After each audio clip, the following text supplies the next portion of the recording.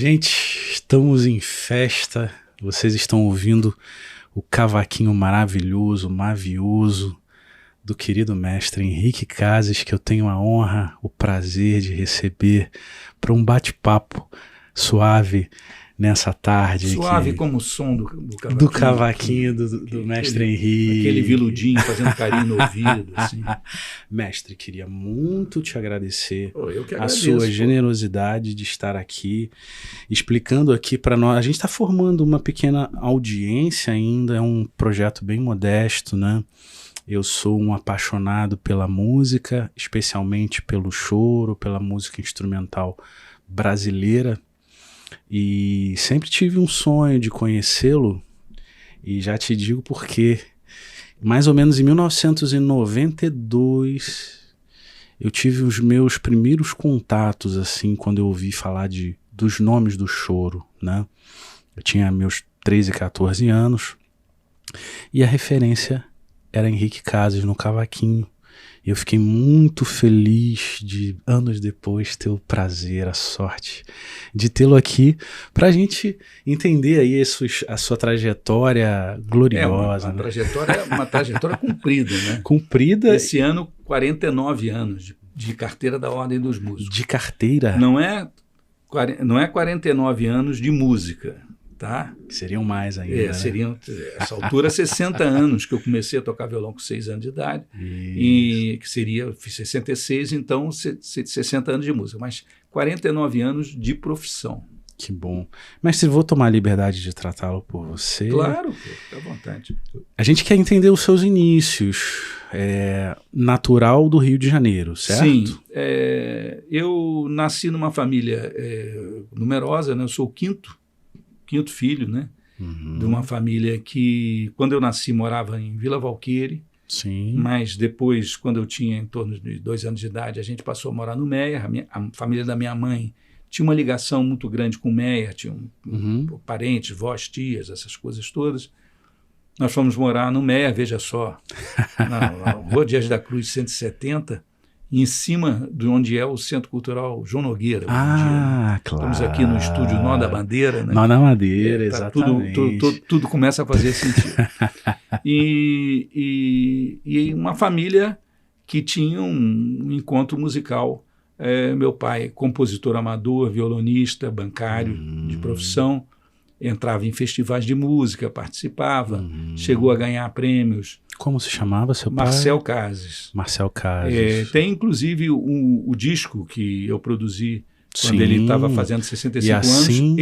E assim eu vou vivendo. Eu vou vivendo. Ele está completo, né, no YouTube, pode ser. Sim, e eu ouvi as canções e fiquei muito impressionado, confesso, porque cantava muito bem, compunha maravilhosamente bem, né? Eu fiquei meio... Fazia letra e música.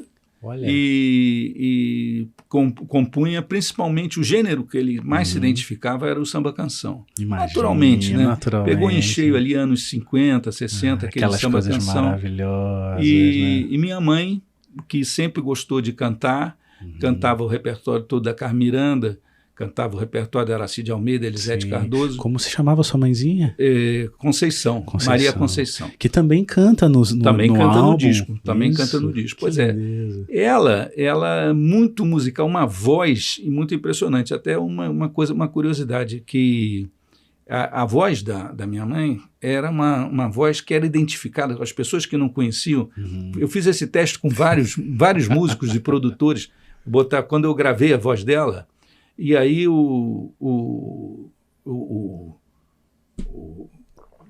me lembro do João de Aquino, por exemplo. Sim. João, duvido você acertar quem é essa cantora aqui.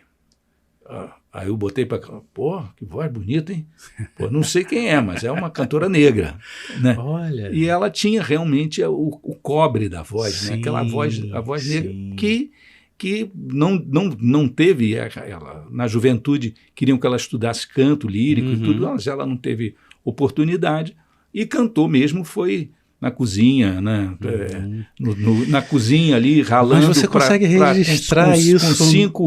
Com 5 filhos, aquela casa que mesmo quando podia se contratar uma pessoa para ajudar, ninguém queria ficar, né? Porque era muita gente, era muito trabalho, né? Então, um ambiente extremamente musical.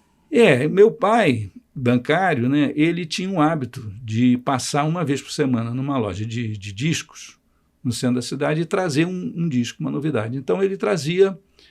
muitas vezes eram assim uma reedição do Jacó do Bandolim, do Valdir Azevedo, gravações antigas da Carmen, da Elisete, Araci, tal negócio, Noel Rosa. Ele trazia um LP, ele comprava toda semana. Tinha o hábito de trazer sempre uma novidade. Uma novidade. Né?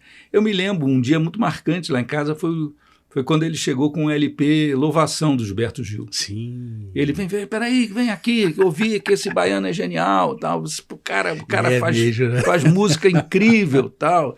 E ele gostava muito também por causa dos arranjos, né? Ele era também um ouvinte de música de concerto. Sim, então ele adorava orquestração, adorava as orquestrações do Lindolfo Gaia, né? Sim, ali daquele disco genial, a participação da orquestra com Gil, né? Então, imagino que ele deva ter tido aquelas memórias das orquestrações fabulosas do Radamés em Ato, sem dúvida alguma. Depois você conviveu com ele, né? Tanto tempo. Mas essa coisa lá em casa, né? A gente também, eu como era, só tinha uma vitrola que era uma Standard Electric que ficava na sala para essa gente toda, né? Então meu pai ouvia clássico, ouvia choro, ouvia samba, ouvia essas novidades que ele trazia, minha mãe ouvia essa coisa mais tradicional das cantoras, o meu irmão mais velho gostava de bossa nova, samba jazz, a minha irmã gostava de Ed Lincoln, música para dançar, o outro irmão de rock progressivo, o outro de samba, de rock mais pauleira. E você nesse meio tempo? Eu não apitava nada, né, que eu era mais novo, né? E eu ouvia aquilo tudo. Mas o fato de ter passado a vida toda, a infância, a adolescência, ouvindo de tudo, primeiro acho que gera uma audição mais aberta, né? Sim, mais plural. Né? Mais plural. Segundo, que você começa a entender de onde vêm as coisas, né? De onde elas se tocam, né? Os pontos em comum. Começa a fazer sentido. Começa a fazer sentido, pois é. E aí, eu tocava violão, todo mundo tocava violão lá em casa, quando estourou Acabou Chorar, do Novos Baianos, né? Naquele verão, fabuloso. Naquele verão, e aí a gente está falando de 72, né? 71. Acho que é por aí. Acabou Chorar. Acabou Chorar. Aí o que aconteceu foi que lá em casa, por exemplo, quando começou a tocar Brasil Pandeiro, minha mãe cantava Brasil Pandeiro já em casa, a gente já conhecia, né? Então a gente arranjou emprestado cavaquinho, bandolim e tal, e aí fomos experimentar fazer esses instrumentos. Mas vamos só voltar um pouquinho. Você falou aí do violão, essa entrada de tocar o violão, de aprender o violão, foi aquela coisa caseira do irmão passando a posição, o pai? Como é que era isso? Você estudou com algum professor?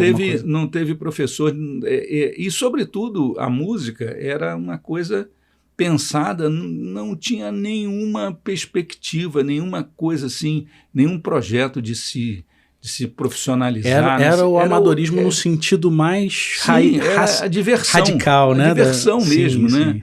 E os encontros de família, assim, tocar, aquele tipo de coisa. E depois, você pegava dicas com os mais velhos para tocar, para aprender as coisas? Olha, o meu irmão do meio, né, que é músico, que toca contrabaixo elétrico e toca contrabaixo acústico e violão, Haroldo. Vou deixar um abraço aqui do Pau Brasil Podcast. O Haroldo, ele tem uma antena muito, muito possante, assim, tirava Milton Nascimento de ouvido e tudo. Aí eu ia olhando ali e ia copiando, né? O outro irmão, o Beto Caso, que é percussionista, né? Percussionista também. Uma oração aqui. O Beto, ele era muito mais ligado nas coisas mais rítmicas, naturalmente, cada um com a sua vocação. E eu ia pegando um pouco daqui, um pouco dali. Eles tinham um conjunto de iê lá no Meia. Eles tiveram um conjunto que teve vários nomes, mas acho que chamava os Comanches, qualquer coisa desse tipo. Todo mundo queria. E a gente passou... Mas deixa eu só entender uma coisa. Essa brincadeira com o violão que não tinha nada de pretensão, tinha algum tipo de seriedade do tipo, eu preciso tocar bem? Como é que é isso? A paixão pelo Baden Powell. Que isso era uma coisa que era um pouco à parte. Eu queria tirar aqueles solos do Baden. E eu realmente ficava batalhando lá para tirar e fazer tirar um som. Você não queria pouca coisa, não. Não, sempre fui metido, né? Desde aquela época. Aí, peguei aquela... E realmente fui tirando e fui aperfeiçoando. Isso tudo de ouvido. Nossa. De ouvido. Lá em casa... Se exercitou demais o ouvido. Partitura lá em casa era uma coisa que a gente ouvia falar, que nem o caviar, mas não, né? Só ouve falar, mas porque nunca viu. Então, o que acontecia era isso. Então, a gente tinha uma casa na praia, lá perto de Mangaratiba, na praia de Bicuí. E lá na praia de Bicuí a gente fez um bloco lá, porque se a gente não fizesse o carnaval, não tinha nada. Né? Tinha nada, imagino. Então era uma coisa. Então, nesse bloco, eu muitas vezes tocava cavaquinho. De folia mesmo. Mas era um cavaquinho daquele, sabe aquele cavaquinho vermelho? Vermelho, assim, que o pessoal chamava de siri cozido, né? Que tinha aquela bordinha preta. Assim. Exatamente. Mestre, eu vou te confessar, rapaz, eu tenho um trauma, porque quando eu era garoto, eu tentei aprender cavaquinho. Com um daqueles. Me deram um que era verde, um verde forte, assim, cara, uma altura desse tamanho, eu não conseguia apertar aquilo, me machucava demais. Era ruim mesmo, era ruim pra valer. O meu siri cozido era nesse que você levava pra farra. Mas era a farra, eu digo quando é farra mesmo, banho de marra fantasia. Nossa. Todo mundo entrava dentro d'água, largava o cavaquinho na areia, era uma coisa desse tipo, né? Só que esse movimento que a gente fazia lá no carnaval acabou sendo a porta para um convite profissional. Né? Quando eu tinha 17 anos, havia um núcleo de os irmãos Didier, Carlos e Aloísio, e o Oscar Bolão, sim, aqui na Zona Sul, que estavam começando o conjunto Coisas Nossas. O Zé Antônio Nonato, jornalista, cantor, estavam começando o conjunto Coisas Nossas, iam fazer um ciclo de 80 músicas do Noel Rosa e precisavam de um cavaquinho. E um colega da namorada de um dos membros do conjunto do Colégio São Vicente, que frequentavam lá a nossa bagunça lá em Bicuí, Cícero, ele falou, tem um cara lá em Bicuí que toca cavaquinho, ele mora lá no Meia. Mas eu não tinha telefone, a gente só se encontrava na praia no verão, né? Sim. Eram turmas assim, moravam longe, né? Cada um no seu canto. Cada um no seu cantinho. Mas ele falou isso, e o José Antônio Nonato, que já do Meia, toca cavaquinho, deve tocar bem, porque lá no Meia mora o Baden, tem o Hélio Delmiro, tem o Guilhermando Reis, tem não sei o quê. Aí, terra de música, tá, não sei o quê. E acabaram conseguindo. E o Nonato apareceu lá um dia, eu não estava em casa, falou com o pessoal e me convidou para ir no ensaio do conjunto Coisas Nossas. No sábado seguinte eu cheguei lá, era uma rapaziada, já estava bem adiantada assim, né? E eu não tinha nenhum cavaquinho. Aí o Bolão me emprestou o cavaquinho que eu estreiei profissionalmente em agosto de 1976. Agosto de 76 com Coisas Nossas tocando Noel Rosa. Noel Rosa. Eram 5 semanas, 16 músicas diferentes por semana, nossa, 80 músicas de Noel Rosa no ciclo. A gente ensaiava um show por semana. Cara, e como é que conseguia decorar todas as harmonias de tudo isso? Coisa de jovem, né? Jovem, né? Deixa eu só voltar um pouquinho. Essa brincadeira em Bicuí no mar, com o siri cozido lá, o cavaquinho, já tinha entrado Acabou Chorare nessa época? Sim, a coisa de ir buscar um cavaquinho, de arranjar um cavaquinho emprestado, uma coisa que vai parar lá em casa, teve a ver com o sucesso do Acabou Chorare, do Som dos Novos Baianos, né? Sim.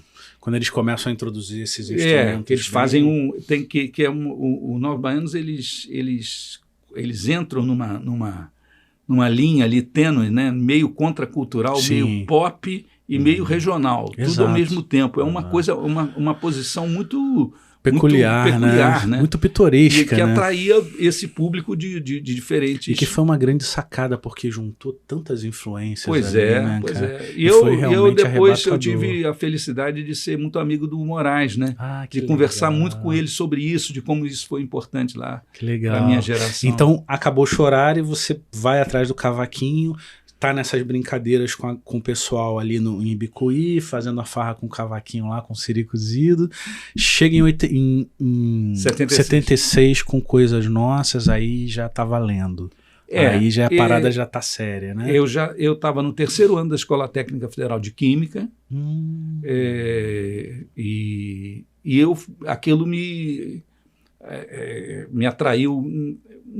A coisa de participar com a rapaziada, de fazer show, tudo isso, claro, mas o aspecto, né, da pesquisa sobre Noel Rosa, que era, os espetáculos tinham uma coisa de informação biográfica, tinha a pesquisa de você, eu conheci... Tinha um contexto histórico. Uma coisa de você conhecer aquelas obras todas que eu não conhecia, o fascínio sobre Noel Rosa. A Noel Rosa acabou entrando na minha vida para não sair nunca mais, né? Nunca mais. Eu continuei trabalhando com a música do Noel. Curioso, né? Essa sua veia de pesquisador já foi que apareceu né? logo no primeiro trabalho, né? Que vamos combinar que foi uma sorte, porque foi um trabalho já repleto de tanto conteúdo, de tanta informação preciosíssima, né? Preciosíssima. O Coisas Nossas foi por causa do Coisas Nossas que eu atravessei para a Zona Sul, né? Porque até então minha vida, o meu mundo girava em torno do MER, Escola Técnica, que é um grande polo, no Maracanã, né? Ali os amigos que moravam normalmente Tijuca, Grajaú, ou então a química nesse meio tempo aí, como é que foi ficando? Porque a gente passa por aquelas escolhas de jovem ali, né? Você tá na música, tá estudando química, foi tranquilo levar isso? Olha, como é que você fez para lidar com essas escolhas profissionais? Quando eu acabei o 4º ano da Escola Técnica, tocando no Coisas Nossas, o Coisas Nossas era muito deficitário, né? Ele não dava resultado. Assim. Ele era um conjunto que a gente fazia uma temporada de teatro e no final pedia conta. Né? Porque era só de pagar a sonorização, a gente já gastava um dinheiro e a receita normalmente não cobria. Então, quando chegou no final de 77, começo de 78, eu fiz vestibular, passei para o Instituto de Química da UFRJ. Sim. E comecei a estudar lá aquele básico pesado, fazendo cálculo 1, 2, 3, 4, física 1, 2, 3, 4, aquilo mesmo, tudo e mais, química geral, laboratório. A parte do laboratório, quem tinha a formação da Escola Técnica Federal era tranquilo, tirava, né? de letra. Mas tinha parte teórica, mas tinha a questão de presença obrigatória. E isso não era tão fácil, porque às vezes o conjunto viajava, às vezes tinha insight, tinha negócio. O problema era outro, não era a matéria em si, mas a presença, né? Sim. E eu fiz, então, ao longo de 78, 79, eu fiz o ciclo básico da Química. E parecia que eu estava adivinhando, né? Porque ali no final de 79 eu sou convidado para ir tocar na Camerata Carioca. Pois é, rapaz. E aí era o seguinte, aí não era simplesmente ir tocar no conjunto. Eu tinha que aprender a ler música. Muito bem, né? Tinha que estudar um repertório grande que a Camerata já tinha naquela época, porque eles tinham feito o primeiro disco, né, com o tributo ao Jacó. Sim. E estavam preparando o segundo disco, que era o Vivaldi Pixinguinha. Imagina, tinha que tocar um concerto de Vivaldi, tocando as vozes mais agudas junto com o Joel Nascimento, com aquele sonsaço de bandolim.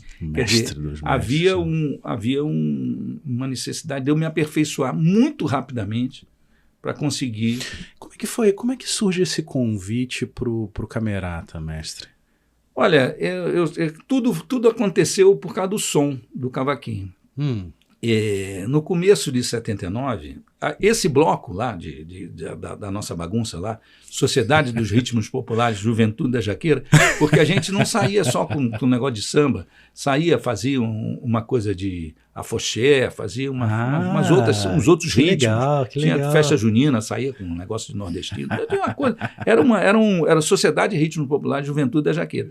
A gente fez uma festa, o negócio foi movimentando mais um pouco, fez uma festa e compramos instrumentos, a percussão e tal, sim. E sobrou um dinheirinho e tal para comprar um cavaquinho. Um cavaquinho que eu inteirei lá e comprei um cavaquinho legal, bacana. Legalzinho. O primeiro cavaquinho mais profissional do modelo Valdir Popular, do Bandolim de Ouro, sim. Que era um cavaquinho. Meu pai dizia que o tampa era... esse tampa é de caixote, mas ele eles malhavam mesmo, era no tampo. Era um cavaquinho de embuia, com um tampo de pinho muito ruinzinho, mas era um instrumento confortável de tocar. Foi o instrumento que eu devolvi o cavaquinho do bolão que ele tinha me emprestado para começar no Coisas Nossas e comecei a tocar com aquele cavaquinho. E eu senti necessidade de ter o meu próprio instrumento. Né? Sim, claro. E quando foi em janeiro de 79, eu fui no Bandolim de Ouro e comprei um cavaquinho modelo Valdir profissional. Esse já, sim. E foi o meu primeiro cavaquinho, meu mesmo. Né? Sim, sim. E esse instrumento que acabou sendo muito importante porque ele foi o protótipo de todas as experiências que viriam a ser feitas a partir de 85. No aprimoramento do cavaquinho. E eu estava encantado com aquele som dele, eu estava tirando umas coisas, estava curtindo aquele instrumento novo, e teve o festival de música, o primeiro festival de música da UFRJ.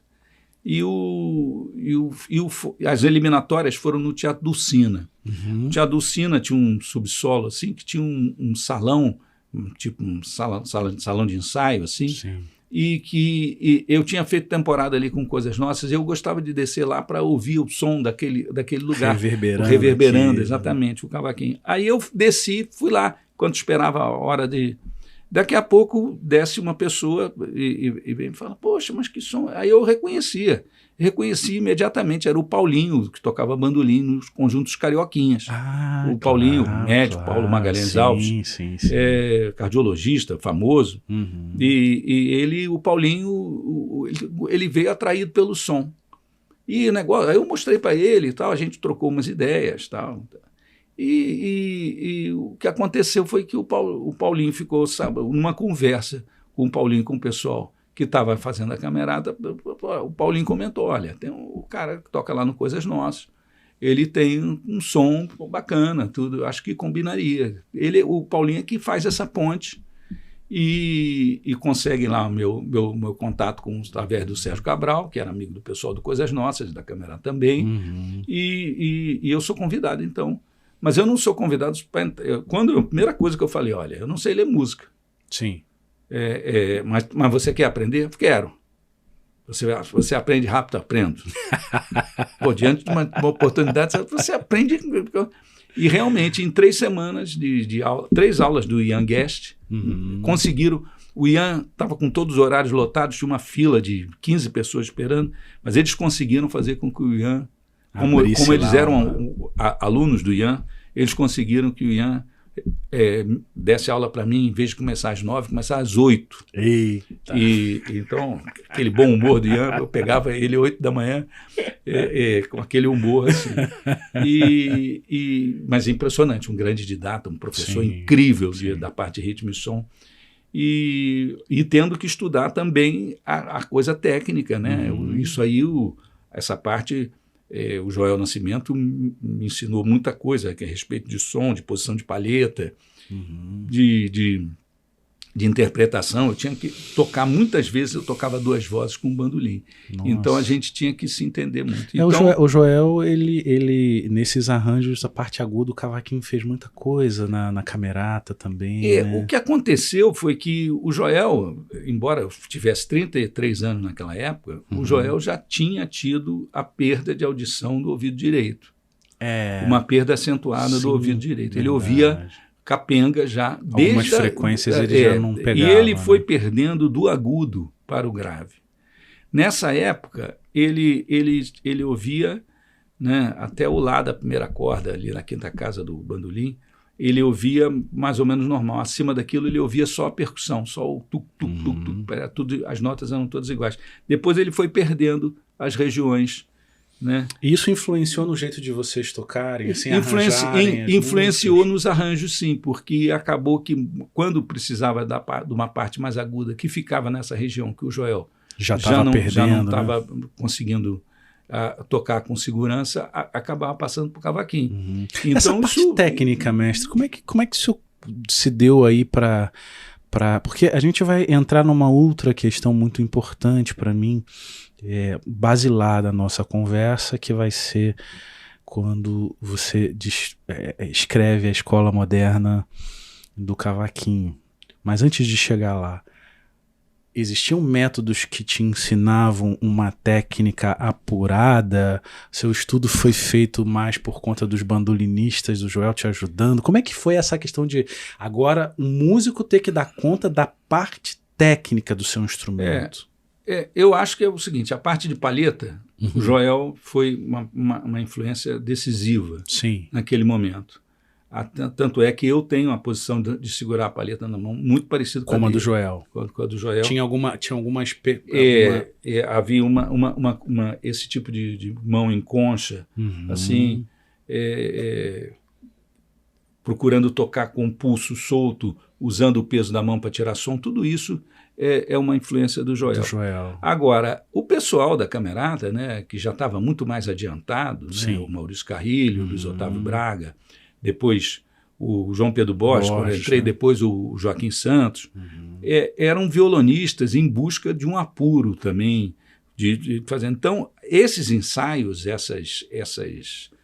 questão de acabamento de frase, tudo, foi uma coisa que eu aprendi nesse dia a dia dos ensaios da Camerata.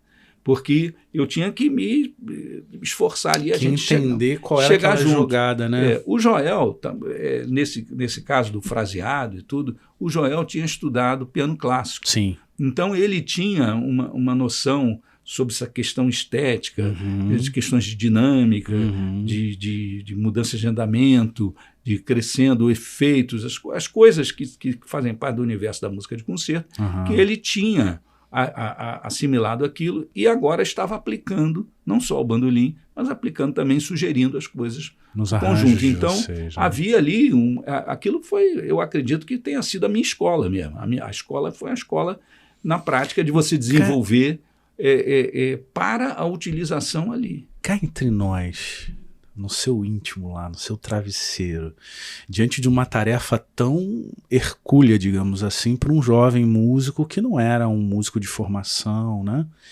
Sentiu algum medo, assim, algum desconforto de estar no meio de uma galera que estava com um nível muito mais lá em cima? O que me deu confiança foi o som. Porque o som estava legal. O som todo mundo gostou. Então, eu tinha que preencher aquelas lacunas de falta de conhecimento, né? De leitura musical, de cultura dessa questão interpretativa, essas coisas todas.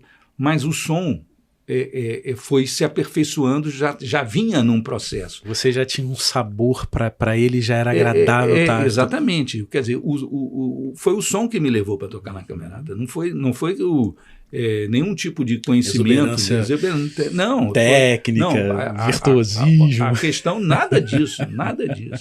A questão foi uma oportunidade. E era uma oportunidade tão preciosa, né? Porque além desse convívio, com esse núcleo de pessoas que estava ali na batalha mesmo pela qualidade a Camerata ensaiava muito e se apresentava. A gente tem gravações ao vivo.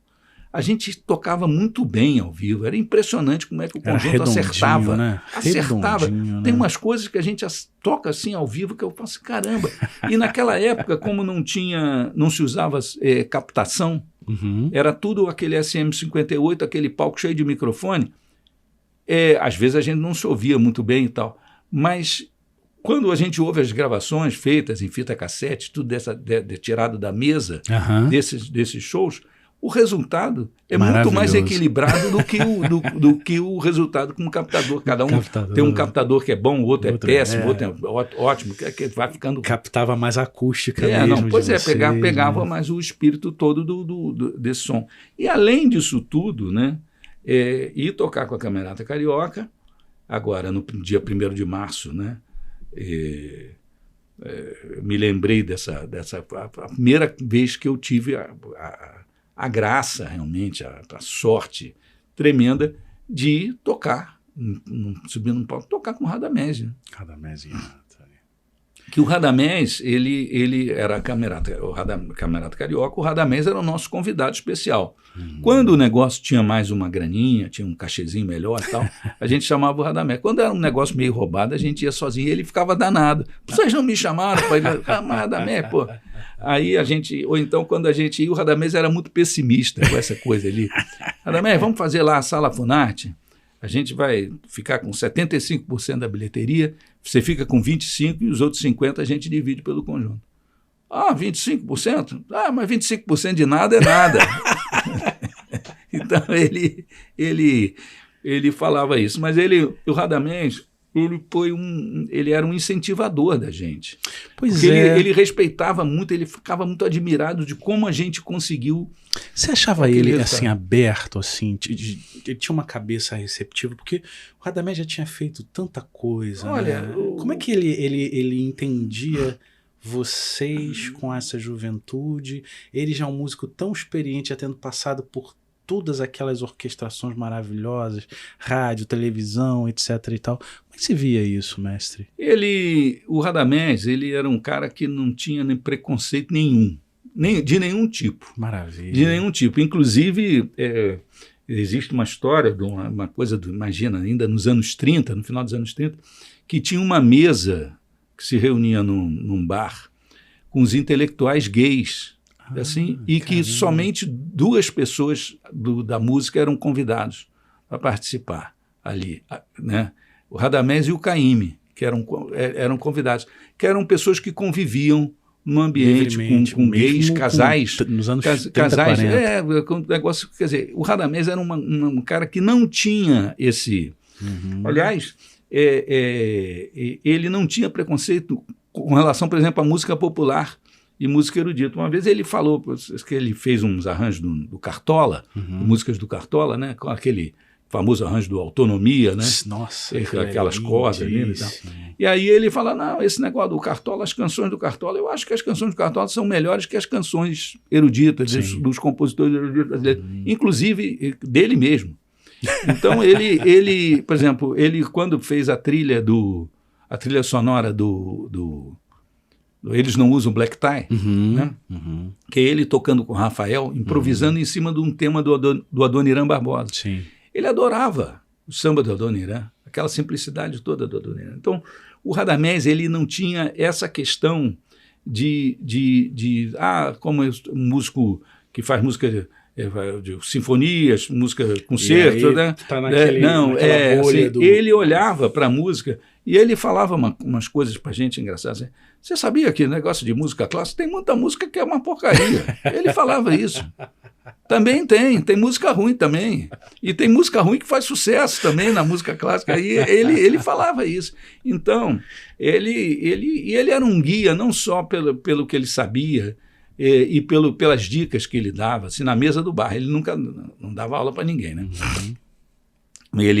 Ele falava, a gente perguntava umas coisas sobre, aquele arranjo, maravilhoso, como é que você fez aquilo? Aí ele dava uma dica, assim, tomando chopp ali na praia de Copacabana, no Lucas. Simplérrimo ali, né? E através desse contato com o Radamés, também a gente ali, naquele núcleo ali, de vez em quando vinha o Chiquinho do acordeon, de vez em quando vinha o Tom Jobim. Nossa, mãe, cara. Né?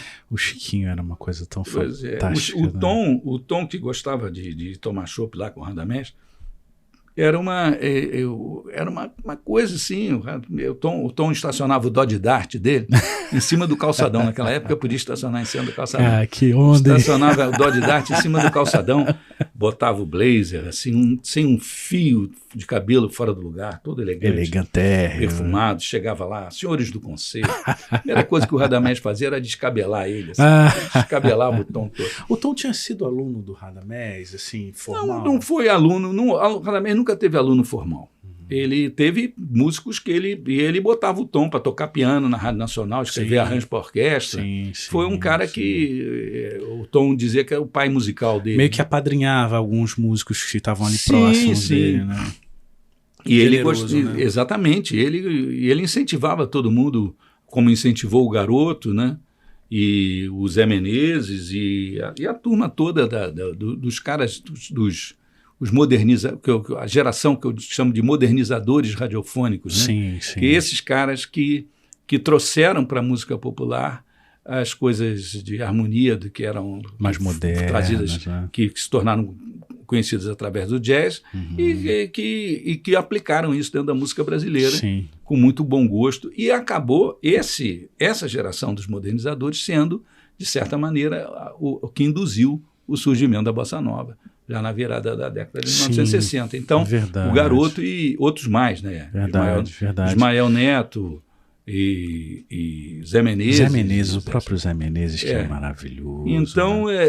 Mas, mestre, já que o Radamés era uma espécie de sol, assim, em torno do qual gravitava toda essa turma que estava interessada em fazer uma música popular com um toque que desse uma diferença, né? Então, e ele achou aquela ideia de tocar com a gente, tudo. O Radamés gostava muito de tocar com gente mais nova. E aí a gente perguntou, por que a gente não chama fulano de tal? Por que a gente não chama negócio para tomar chopp? Não, o pessoal reclama muito, fica dizendo que no bom era no tempo da Rádio Nacional. E aí ele falava assim, não, mas não era bom não, os músicos ganhavam uma miséria, aquele negócio é bom agora, que as pessoas ficam pensando naquele tempo que era bom. Ele não tinha, o bom era o presente. Era um aqui cara, agora, né? Exatamente. Então... Não era passadista, né? Não. E ele tinha uma coisa que era muito assim, tinha muita consideração, gostava muito de conversar, de contar história. Eu sempre gostei de ouvir histórias hilárias, né? Também. Sim, eu sempre gostei. Tem uma história dele, outro dia eu me lembrei, quando ele ficou viúvo, ele ficou viúvo, ele era bonitão, né? Mas era um cara, aquele físico de camponês italiano, alto, com os ombros largos, bonito, né? Bonitão. E aí as cantoras da Rádio Nacional ficaram assanhadas lá, né? Querendo namorar o Radamés. Aí acabou que uma delas, que era muito bonita e tal, que rolou o negócio, foram marcar um encontro e tal. E naquela época o negócio era uma garçonnière, né? O cara tinha que arrumar uma garçonnière para ter um encontro. Mas a garçonnière dos homens era tudo uns lugares, uma espelunca, um troço. Aí tinha um cantor, né? Assim, que eu não vou dizer aqui o nome, porque por favor, não. Um cantor que tinha uma garçonnière que ele gostava de encontrar, assim, mas era uma coisa toda muito bem decorada, perfumada. De bom gosto. Então, né? Esse cantor é que emprestou cedeu uma garçonnière assim, requintada para que houvesse o encontro. E aí a gente perguntava, Radamés, e como é que foi? Eu me saí muito bem. Que maravilha. Então ele era um cara que ele falava dessas coisas com a maior... Ele não tinha preconceito de nada. Né? Negócio, inclusive, bacana. Essa questão de reconhecimento, né? Ele sempre dizia isso. Se eu fosse ficar esperando reconhecimento, eu ficava maluco, porque eu já fiz tanta coisa, né? Muita coisa. A gente ainda está descobrindo coisa que ele fez e que a gente nem sabia. Não. E ele tinha, assim, né, uma coisa, quando a gente lê as coisas sobre ele, não só a parte, mas pensando na parte musical mesmo dele, né? Na formação que ele tem, na orquestração dos músicos que tocavam com ele. Aí você acabou de falar, um Chiquinho do acordeon, um Zé Menezes, o Perrone, né, o Luciano Perrone, toda essa turma que o rodeava de um extremo bom gosto, uma qualidade musical incrível. Né? O que aconteceu, né, a música brasileira a música popular brasileira só foi o que foi no século XX porque teve o Pixinguinha Sim. ali, sendo o primeiro arranjador brasileiro, o primeiro mediador, o primeiro músico a exercer essa posição de mediador entre a criação do compositor popular e a indústria fonográfica, quer dizer, você transformar aquilo num produto fonográfico. E depois, logo em seguida, quando o Radamés começa a fazer sucesso, principalmente com as gravações do Orlando Silva. Do Orlando Silva, exatamente. Né? Principalmente com as gravações do Orlando Silva, tudo aquilo ali se encaminha para um padrão de profissionalismo, de nível artístico, muito diferente da média das músicas populares que existiam no mundo. Aqui a gente estava na frente. Naturalmente, isso foi esmagado pela propaganda que veio com a Segunda Guerra. Sim. Com as big bands e tal, que tiveram um incentivo gigantesco. Mas a gente pode dizer que o que estava sendo feito aqui em comparação com o que se fazia na América na mesma época, qual a impressão que você tem disso, por exemplo? Eu acho que aqui havia um maior desenvolvimento. Pois é. Até um determinado momento. Porque você vê, eu sempre falo isso, né? Para fazer o que o Pixinguinha fez lá, precisou de 3, né? Precisou do Neil Armstrong, precisou do Louis Armstrong, né? Precisou do Duke Ellington, né? E do Benny Goodman. Sim. Né? Para fazer aquela fusão, aquilo tudo, colocar o Benny Goodman, quando você ouve as filmagens, né, do Benny Goodman, aquele quinteto, é uma coisa extraordinária. É como se fosse o Pixinguinha tocando com...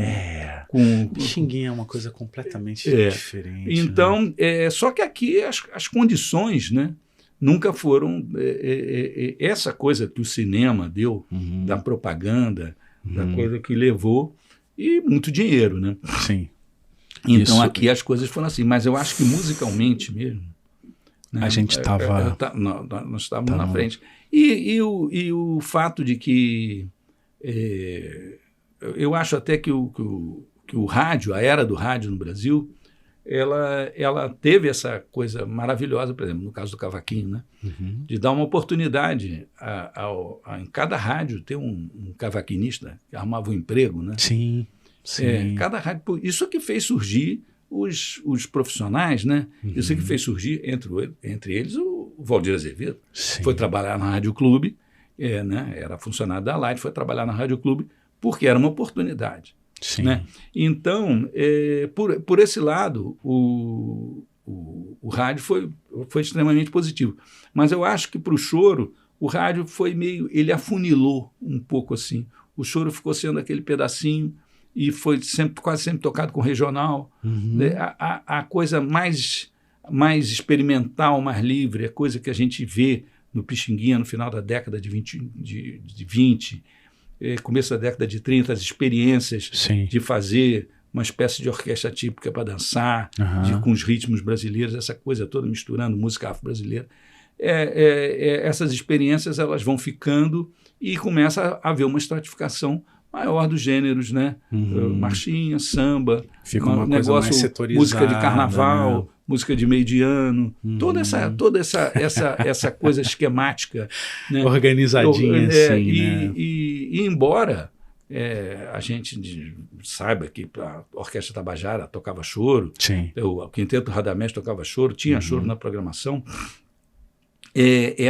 essa visão de que choro era uma coisa que era uma música ligada àquele conjunto regional com pandeiro, cavaquinho, violão. Aquele formato. Aquele formato, esse que tem até um capítulo do meu livro, né, do Show do Quintal Municipal, que chama O Rádio e a Fixação do Formato Regional. Sim. Então, essa fixação, ela passa uma imagem menos diversificada e menos rica do universo do choro. E essa imagem, ela é muito forte, ela fica. E ainda por cima, depois que vem a bossa nova e aquele violão de corda de aço, de corda de nylon. Tocado assim, daquele jeito, esse conjunto regional vira uma coisa anacrônica. Totalmente. Né? Então, ao mesmo tempo em que os solistas da era do rádio atingem a popularidade como se fossem cantores, né? Altamiro Carrilho, Valdir Azevedo, Jacó, Rubel Ferreira, eram artistas que gravavam regularmente, cada um era contratado de uma gravadora, eram profissionais reconhecidos e muito valorizados. Né? Agora, a visão que se tinha do choro ela foi ficando estratificada, cristalizada naquele formato do regional. Isso tem alguma coisa assim por ser... Acho que a gente gosta um pouco dos estereótipos, assim, né? De criar aquelas imagens e cristalizar. Não sei se isso tem alguma coisa de comercial, de vendável? Olha, o comércio precisa de rótulo, né? Classificar, rotular para vender, né?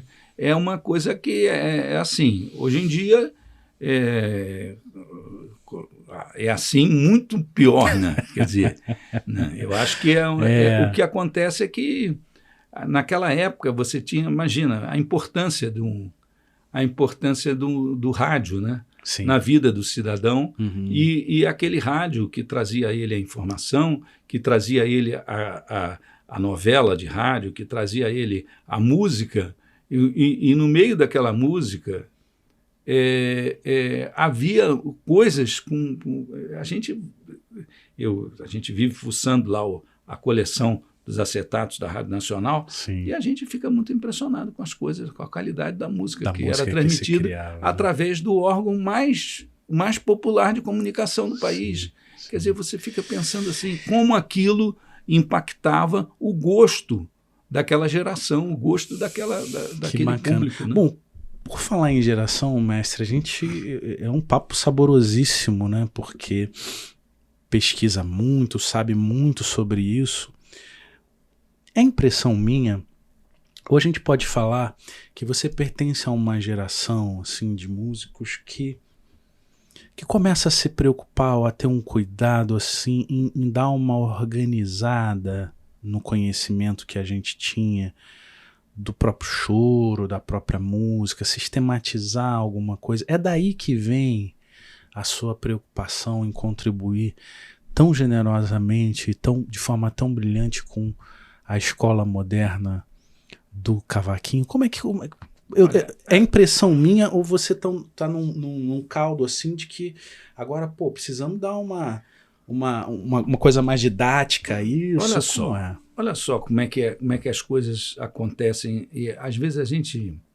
Eu sempre digo que o ser humano, diante da necessidade, ele é capaz de fazer coisas incríveis. Se adapta, né? Se reinventa. Se adapta, faz coisa, uma oportunidade, uma necessidade, né? Como uma oportunidade como foi essa da Camerata. Em junho de 82, eu me casei pela primeira vez e a Camerata não trabalhava muito, o conjunto Coisas Nossas, muito eventualmente já nessa época. E aquela dureza para pagar as contas do mês, né? E agora casado, tendo uma casa e tal. E eu comecei, então, a dar aula mais regularmente. E eu comecei a rabiscar, assim, uns exercícios, uma maneira de apresentar o que eu ia dar nas aulas, para facilitar a minha própria vida ali, melhorar assim, a dinâmica das próprias aulas, né? Sim. Então, isso foi em 82, final de 82, ao longo de 83, lembrando que nesses anos aí havia uma crise econômica muito séria no país, muito profunda, né? O ano de 83, até que para nós da Camerata foi legal, porque a Nara, a gente fez esse trabalho com a Nara, gravamos aquele disco Meu Samba Encabulado, fizemos uma turnê de grande sucesso no Projeto Pixinguinha. Foi um ano também que o Coisas Nossas gravou o Noel Rosa Inédito Desconhecido, que também foi um trabalho muito bacana que a gente fez. Mas eu continuei ali, inventando sempre, anotando, fazendo criando alguma metodologia, um arremedo de metodologia para facilitar a minha vida de professor, sem ter que ficar pensando o que eu ia fazer naquela aula. Quando foi em 1985, eu fui convidado para dar aula em 1984, aliás, aconteceu a primeira oficina de choro, patrocinado pelo Rio Arte. Aconteceu lá na Unirio nos fins de semana, nos meses de novembro e dezembro. De 84. 84. Foi a primeira vez que teve uma coisa dessa. Então eu dei aula de cavaquinho, o Afonso Machado de bandolim, o Luiz Otávio Braga de violão de 7 cordas e o Zé Maria Braga, irmão do Luiz Otávio, de flauta. E a gente, quando aquilo foi anunciado, a gente falou, pô, será que vai aparecer alguém aqui? Não se tinha ideia da demanda. A verdade é que não sabia. Mas havia um patrocínio, havia um apoio ali, aquela estrutura. Vamos realizar. Foi montado, vamos realizar. Cara, foi uma coisa inacreditável. Foi uma loucura. Pô, tinham 15 bandolins, 22 cavaquinhos, 70 violões, negócio... 30 e tantas flautas. Você sabia que tinha tanto aluno querendo... Não sabia. As apostilas foram feitas no mimeógrafo, tudo escrito à mão. O Afonso escrevia a melodia, eu harmonizava, o Luiz Otávio, a gente fez tudo... Foi feito assim, o Luiz Otávio escreveu uma introdução assim, do lundu ao choro e tal, não sei, uma introdução musicológica assim, do lundu ao choro. Sim. E teve essa primeira apostila.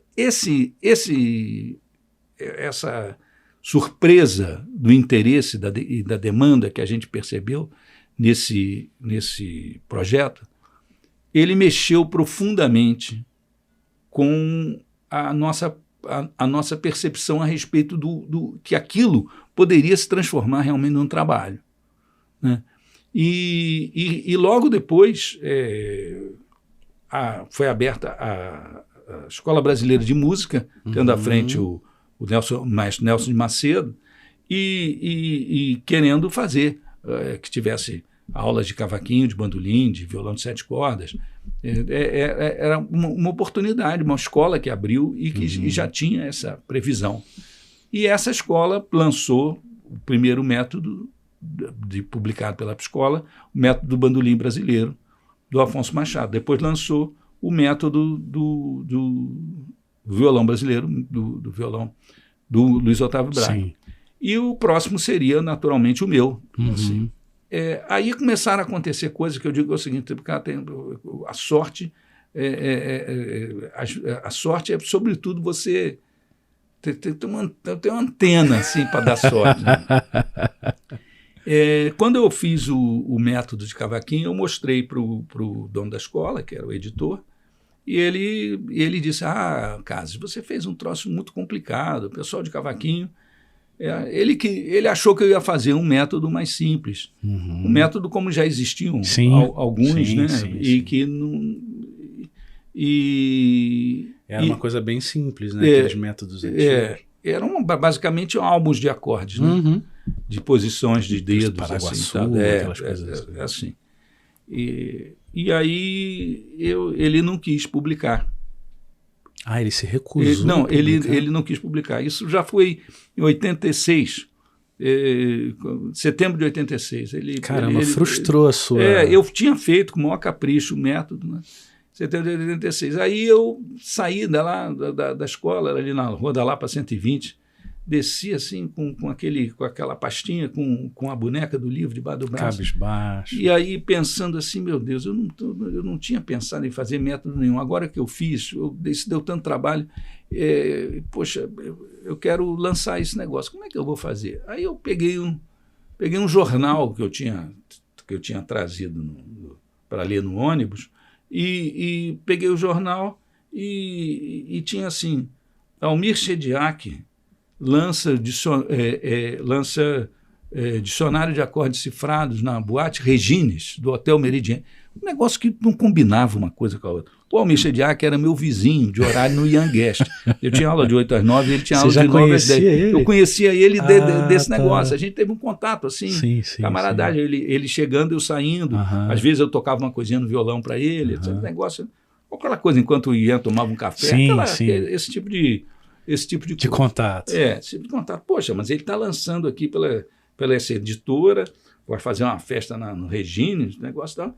E aí eu falei, não, eu tenho que arrumar o contato dele. Passou um tempo, eu consegui descobrir que ele estava dando aula. Ele tinha uma salinha na rua Avenida Copacabana 95, naquele prédio, e eu morava ali perto, inclusive, do Vivier, e consegui o contato, marquei e levei lá para ele, mostrei para ele o livro.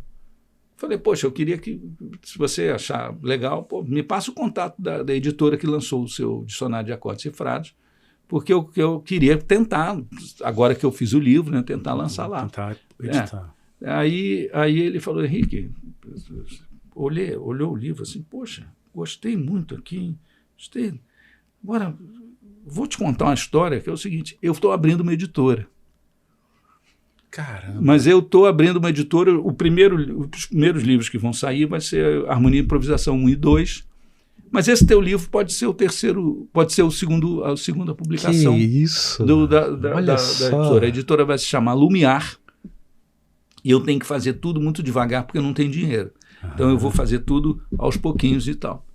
Então, a partir desse acordo, primeiro verbal, depois por contrato, ao longo do ano, final de 86, o ano de 87 inteiro, o Almir revisou aquele livro, sugeriu alterações, trabalhamos com afinco, né? Até que o livro saiu junto com o meu primeiro disco de solista. O livro sai em 88, em junho de 88. Em 88. Tá. Eu sou, 88 para mim é um ano inacreditável, porque eu sou pai de gêmeos. Caramba. Em abril, em junho, lanço um livro e um disco. Gêmeos. Meu Deus! Então uma... Foi de uma felicidade, coisa assim. Né? Esse encontro. E o Almir Shediac, devo muito a ele o fato de que o livro já está na 16ª edição, fora os 1.500 PDFs piratas não autorizados. Mas é verdade que o Almir era um cara assim, bom de venda, bom de... Olha, o Almir vendia rádio pilha para surdo. Ele era mesmo aquele cara... Botava mesmo o material dele na rua. Ele no dia do lançamento, que teve uma festa de lançamento lá no Mistura Fina de Ipanema, aqui no bar lá, que tinha música, que a gente tocou e tal. No dia do lançamento, eu fui no escritório dele, ali pertinho, para pegar uns exemplares, qualquer coisa assim. E aí eu cheguei lá, ele estava todo sorridente. Falei, Almir, vendi 400 agora de manhã. Então ele era mesmo. Não, ele pegava o telefone e vendia mesmo. Ele era danado, assim. E eu devo muito a ele o fato do livro ter saído tão bem. Tão bem editado, e tão teve bem uma revisado. Coisa, e aconteceu uma sorte que eu dei também, foi que no ano de 86, muito em função daquele plano cruzado, que deu aquela melhorada no poder de compra da classe média, que tinha menos dinheiro, que de repente teve um poder aquisitivo, aquilo impulsionou muito a onda do chamado pagode, aquela turma do Cacique de Ramos, Zeca, Almir Guineto, Fundo de Quintal, Jovelina e tal. Aquela onda que teve de 86. Só que aquele samba que veio ali com eles... quando eles lançam o Raça Brasileira, né? Só que aquela onda daqueles sambas, ele incorporava mudanças harmônicas que as pessoas que tocavam cavaquinho não conheciam, mas queriam conhecer. O samba do Jorge Aragão, utilizava um tipo de acorde que não era muito usado na estética do cavaquinho, na cultura do cavaquinho. Então isso, como trazia todos os tipos de acordes no Escola Moderna do Cavaquinho, isso foi uma coisa que impulsionou fortemente o livro. Era justamente isso que eu queria lhe perguntar, porque muitos músicos que eu conheço, eles falam que aprenderam essa jogada mais moderna para o cavaquinho aí, né? Não é só a parte técnica de estudos e tal, né? Tinha essa coisa dos acordes diferentes. Sim. Né? Porque o cavaquinho, como ele não tem essa extensão toda, são 4 cordas aí, tem que ter uma jogada diferente. O cavaquinho, sobretudo, quando você tem acordes com mais de 5 notas, com mais de 4 notas, você tem que saber que notas você vai omitir. O que você não vai tocar. Dentro dessas 5 aqui, o que eu posso tirar? Né? Exatamente. Pra soar melhor no instrumento. Exatamente, né? Então, era importante que surgisse alguma coisa que ajudasse. Mas isso você não tinha isso em mente quando você elabora o método? Sim, não, já tinha. Ah, já tinha. Já tinha ideia de que estava buscando tinha que isso? Ler. Não, tinha que ler. O cara que tinha que passar por ali, ele podia ler qualquer tipo de cifra, qualquer coisa, qualquer acorde com dominante alterado, com tudo, tudo isso. Então, esse aspecto harmônico, eu acredito a esse aspecto o grande impulso que o livro vendeu 3 edições até o final do ano de 86. Caramba! Vendeu 3 edições. 88, até o final do ano de 88. Vendeu 3 edições.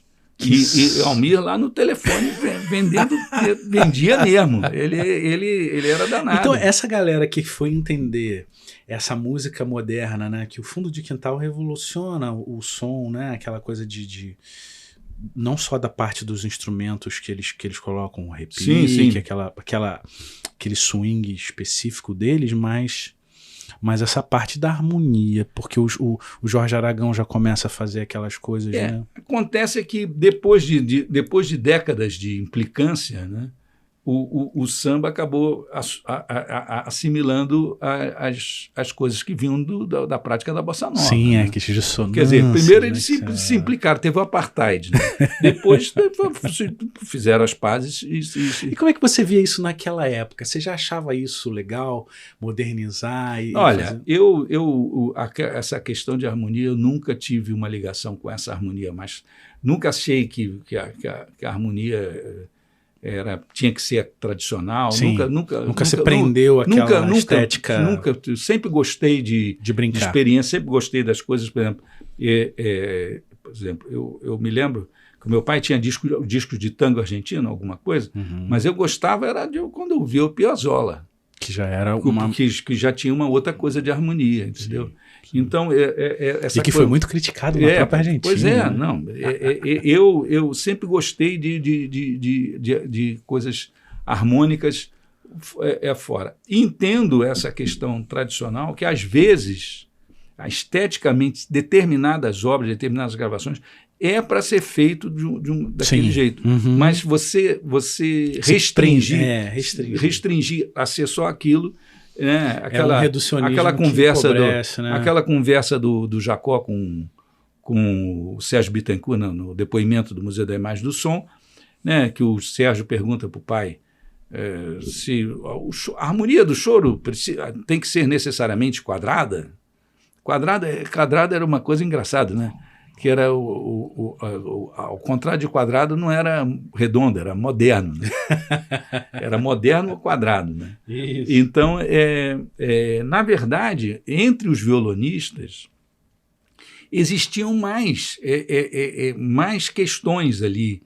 Né? Por exemplo, o uso da corda de aço, o uso da corda de nylon. Sim. Né? Quer dizer, isso é uma coisa que a gente vai ver que a minha geração vai ser uma geração que vai quase que eliminar a corda de aço do ambiente do choro. Né? Fica os violões tocando, até os 7 cordas passa a ser... Passa a ser o próprio Rafael vai para o nylon também. Né? Isso é uma experiência que eu acompanhei bem de perto por causa do luthier Mário Jorge Passos. Né? Posso te pedir para falar um pouco sobre isso, porque eu tenho uma curiosidade tão grande de entender esse movimento que ele faz, né? Porque o Rafael já tinha assimilado toda a estética do violão de aço de 7, e de repente ele vai fazendo uma transição para incorporar elementos da guitarra espanhola, tocando todo o repertório clássico, incluindo abordagens flamencas também, né? Como é que Olha, isso? O Rafael grava o primeiro disco, né, com 7 cordas de aço tradicional, né? E ele um dia tinha um bar em Botafogo chamado Flor da Noite. Flor da Noite, em homenagem à música do Radamés. Sim. E esse bar, que funcionava a cooperativa dos músicos em cima, na casa, e tinha uma espécie de porão assim, onde era o Flor da Noite. E aí os músicos se encontravam ali, virou um ponto de encontro. E um dia o Luiz Otávio Braga apareceu lá com um violão de 7 cordas feito pelo Sérgio Abreu, um violão que era um violão clássico. Sim. E o Rafael experimentou aquele violão e ficou doido. Ele resolveu que queria um violão de 7 cordas daquele. Só que o Sérgio Abreu não fazia essas coisas né? assim, experiências fora do universo da guitarra clássica. Sim. Ele tinha feito, o Luiz conseguiu convencer ele a fazer aquele ali, e olhe lá, com muita dificuldade. O Sérgio, o próprio Sérgio, que preparou a 7ª corda, foi uma coisa feita assim, muito como exceção, para ajudar a equilibrar o naipe de violões da Camerata Carioca, né? E então o Rafael, né, com aquela que começa a procurar quem é que é o cara para fazer. E tinha um cara que trabalhava, inclusive fazia violões em parceria com o Sérgio Abreu, o Mário Jorge Passos, né? Faziam os violões Abreu e Passos, né? Que era um violão, sim, também tem ótimos violões. O Mário Jorge, ele vai procurar um Mário Jorge. Isso acontece basicamente na mesma época que eu, através do Joel Nascimento, um dia, Joel dava plantão às sextas-feiras no Instituto Médico Legal, e a gente saiu na hora do almoço, eu passei lá, ele me deu uma carona, a gente subiu, fomos a Santa Teresa na oficina do Mário Jorge Passos. E aí eu queria fazer uma escala afinada para o cavaquinho, porque o meu cavaquinho tinha um timbre bonito, mas a escala não afinava. A escala não afinava. Não afinava. E aí o Mário Jorge fala, vamos fazer isso aqui, mas vamos modificar mais também isso e aquilo, que você vai ver que vai melhorar. E na mesma época o Rafael está lá, e o Mário Jorge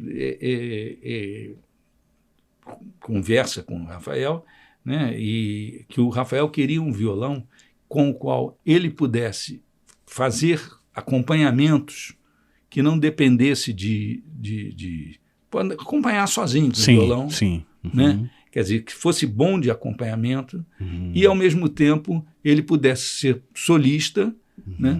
Era um instrumento que resolvesse essa coisa, que abrisse essa possibilidade para ele. O dia que ficou pronto, o primeiro violão de 7 cordas de nylon, feito pelo Mário Jorge, que era um violão com tampo de cedro, justamente para ser um bom violão de acompanhamento, quer dizer, para não ficar com aquele som de guitarra clássica, como era a ideia do violão do Sérgio Abreu. São duas ideias muito diferentes. O Rafael, a gente tinha uma gravação às 9 horas da noite no estúdio Musidisca, ali na Lapa, e o Rafael chega não com um violão, mas carregando 2 violões, e doido para mostrar o violão, que tinha ficado pronto. Ele pega o violão e ele não quer largar aquele violão. Assim, então, Rafael, a gente vai gravar com 7 cordas de aço. Não. Aí a gente gravou umas bases e tal, aí foi liberando os músicos, e tinha uma música, né, que era uma música, era um disco do Nelson Sargento, né, aquele Encanto da Paisagem, eu era o produtor, junto com o Katsunori Tanaka, o Beto, e arranjador do disco, né? E tinha aquela Voo de Boteco em Boteco, bebendo a valer, do Nelson de Boteco, que o resto da base foi dispensado, já tinha acabado, e era só o Rafael com uma caixa de fósforo. Eu falei, Rafael, bota esse violão aí. Vamos gravar esse violão novo. Ele ficou doido, né?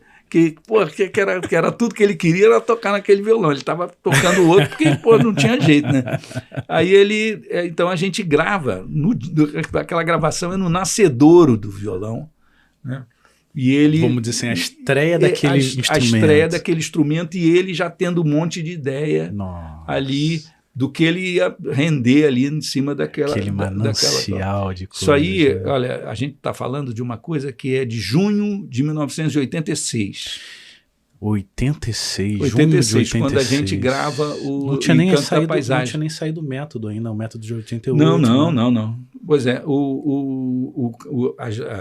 as melhorias do cavaquinho, a escala afinada do cavaquinho fica pronta em novembro de 85, o violão do Rafael fica pronto aí em junho de 86. Já foi um instrumento, já foi um cavaquinho feito pelo Mário, ou ele só alterou a escala? Não, ele alterou, ele pegou o cavaquinho, o modelo Valdir de Jacarandá, que eu gostava muito do timbre, sim, eu gostava muito do som dele, mas ele tinha muita deficiência de de escala, de afinação e também uma diferença de emissão, assim, por causa mesmo de problema de construção de escala. Sim. Né? E o Mário Jorge muda ali. Eu fiquei tão contente quando eu recebi esse instrumento, que eu me lembro que tinha aquela música, né,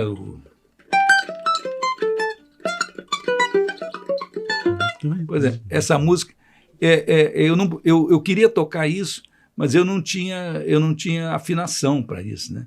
O cavaquinho não afinava. Não te dava segurança para tocar. Aí eu fui para casa e fiquei tocando aquilo o fim de semana inteiro. Porque o Língua de Preto, porque o cavaquinho. Então eu comecei a poder usar essa região, né? Tocar no super agudo, suando e tal. E vem daí, mestre, essa sua busca de aprimoramento, porque você vai ter contribuições com vários luthiers também, e buscando esse aprimoramento do cavaquinho. Olha, na verdade, as experiências com o Mário, elas duram, vamos dizer, ali de 85 até o último tampo que ele fez, porque ele fez um cavaquinho para mim e ele fez uma experiência de fazer um cavaquinho com a escala 1 centímetro maior. E uma experiência que não resultou, assim, não deu bem a questão da durabilidade do instrumento. O instrumento durou pouco. Aí ele fez um segundo tampo, fez um terceiro tampo. Esse terceiro tampo fica pronto em 98, quer dizer, é a última. Ele já estava quase deixando a luteria. Parando, né? Quer dizer, então são uns 13 anos ali que a gente foi fazendo experiências. Tem experiências que a gente fez e que deram totalmente errado, por exemplo. Você só acertava? Não, a gente errava muito também. É experiência, né? Por exemplo, uma vez ele olhou assim o rastilho do cavaquinho, né? Ele falou assim, pô, tem uma ideia aqui, tem um pedaço de marfim mesmo. Sim. Poxa, vamos fazer um rastilho de marfim? Pô, Mário, quanto é que é esse negócio? Sei lá, $150, um negócio absurdo. Mas é aquele negócio, se você não fizer essa experiência, você nunca vai saber. O que acontece. Sabe o que aconteceu? Diga. Nada. Não aconteceu nada. A mesma coisa do que o osso de boi, aqui foi o osso do chifre do touro, o osso do boi, o marfim. E não aconteceu absolutamente nada, mas está guardado lá em casa. O marfim, o pedacinho de marfim. Uma tentativa. Uma coisa assim. Então foram esses 13 anos com o Mário Jorge, em que a gente viu muitas questões, por exemplo, também assim, de mecânicas. Essas cordas que eu uso, elas são fabricadas pela Toro, né? Essa Toro Cavaquinho Especial, elas foram medidas e ajustadas conjuntamente com o Mário Jorge. Ele com a gente fazendo experiências com encordoamentos para poder fazer. Uma coisa muito importante que ele chamou a atenção, que é usar as mecânicas individuais com pino fino de aço. Né? Eliminar aqueles pinos de plástico, aquelas coisas que a corda do cavaquinho come, né? Ele desgasta aquilo. E procurar mecânicas com pouco peso, de maneira que elas não fiquem fazendo o cavaquinho. Então, é uma série de coisas. Depois, nessa última fase, eu via um rapaz trabalhando lá na oficina dele, ele já estava meio... tinha um rapaz fazendo restauro de instrumentos barrocos, coisas assim, de uma delicadeza, de uma coisa... Eu percebi que aquele cara ali tinha um talento, assim, era um luthier de um refinamento, né? Diferente, especial, né? Tércio Ribeiro. Sim. E aí, quando foi em 99, eu pedi para o Tércio, começo de 99, eu pedi para o Tércio fazer, porque o terceiro tampo que o Mário Jorge tinha feito para o cavaquinho também não tinha resolvido. E eu pedi, então, para o Tércio fazer um tampo, eu expliquei para ele o que eu queria, e ele fez esse tampo, o cavaquinho ficou com um som incrível, ele ficou, é o cavaquinho que eu gravei o Pixinguinha de Bolso, sim, é o cavaquinho que eu gravei o Bar em Brasil. O Beatles em Choro já foi nele? Não, ou foi não, outro? Beatles em Choro não. Aí o que acontece é o seguinte, você vê que você vai experimentando. Eu resolvi uma questão, por exemplo, para tocar em grupos assim de câmara, para tocar solo, o cavaquinho tinha uma sonoridade linda, uma coisa assim, mas ele não funcionava no acompanhamento. O acompanhamento do cavaquinho simplesmente não funcionava, porque você ouvia a nota separada da outra, você não ouvia o bloco do acorde. Entendo. Aí o que eu fiz? Eu falei para o Tércio, eu precisava de um cavaquinho esse para usar com captação, eu já estava usando o RMC, aquele sistema de captação, esse para usar com captação, que o outro não era acústico, e um cavaquinho que eu possa fazer tudo com ele. Eu possa solar, possa acompanhar, possa fazer tudo com ele. E o Tércio faz o cavaquinho em 2001 e o Beatles em Choro é gravado, o Beatles em Choro 1 em 2002. Sim. 2002, 2003, 2004. Né? Que em 2004 faz o 3 e o 4. O 3 foram 4 volumes, né? 4 volumes. Então, aquele cavaquinho era... já é o do Tércio. O primeiro cavaquinho feito pelo Tércio para mim. Tá. Foi um cavaquinho que a gente fez uma experiência muito interessante de botar mais massa no cavalete, de maneira que o ataque do cavaquinho com o captador não ficasse agressivo. Só que a gente exagerou, a gente botou madeira demais, e depois teve que desbastar. E nunca foi, ele nunca refez o acabamento. Então ficou aquela marca da ferramenta. Hoje em dia, já 24 anos depois, né, o cavaquinho já passou por tudo. Nossa. Caiu, teve um acidente, abriu o estojo no meio de um temporal, caiu quase que um carro passou por cima, caiu no asfalto, quebrou o tampo. Tudo aconteceu com aquele cavaquinho. O cavaquinho é um herói. Sim. Sobrevivente. E esse veio depois, então? Esse veio depois. Esse aqui é um cavaquinho que ele foi feito para não usar captação, ele foi feito para ser usado acústico.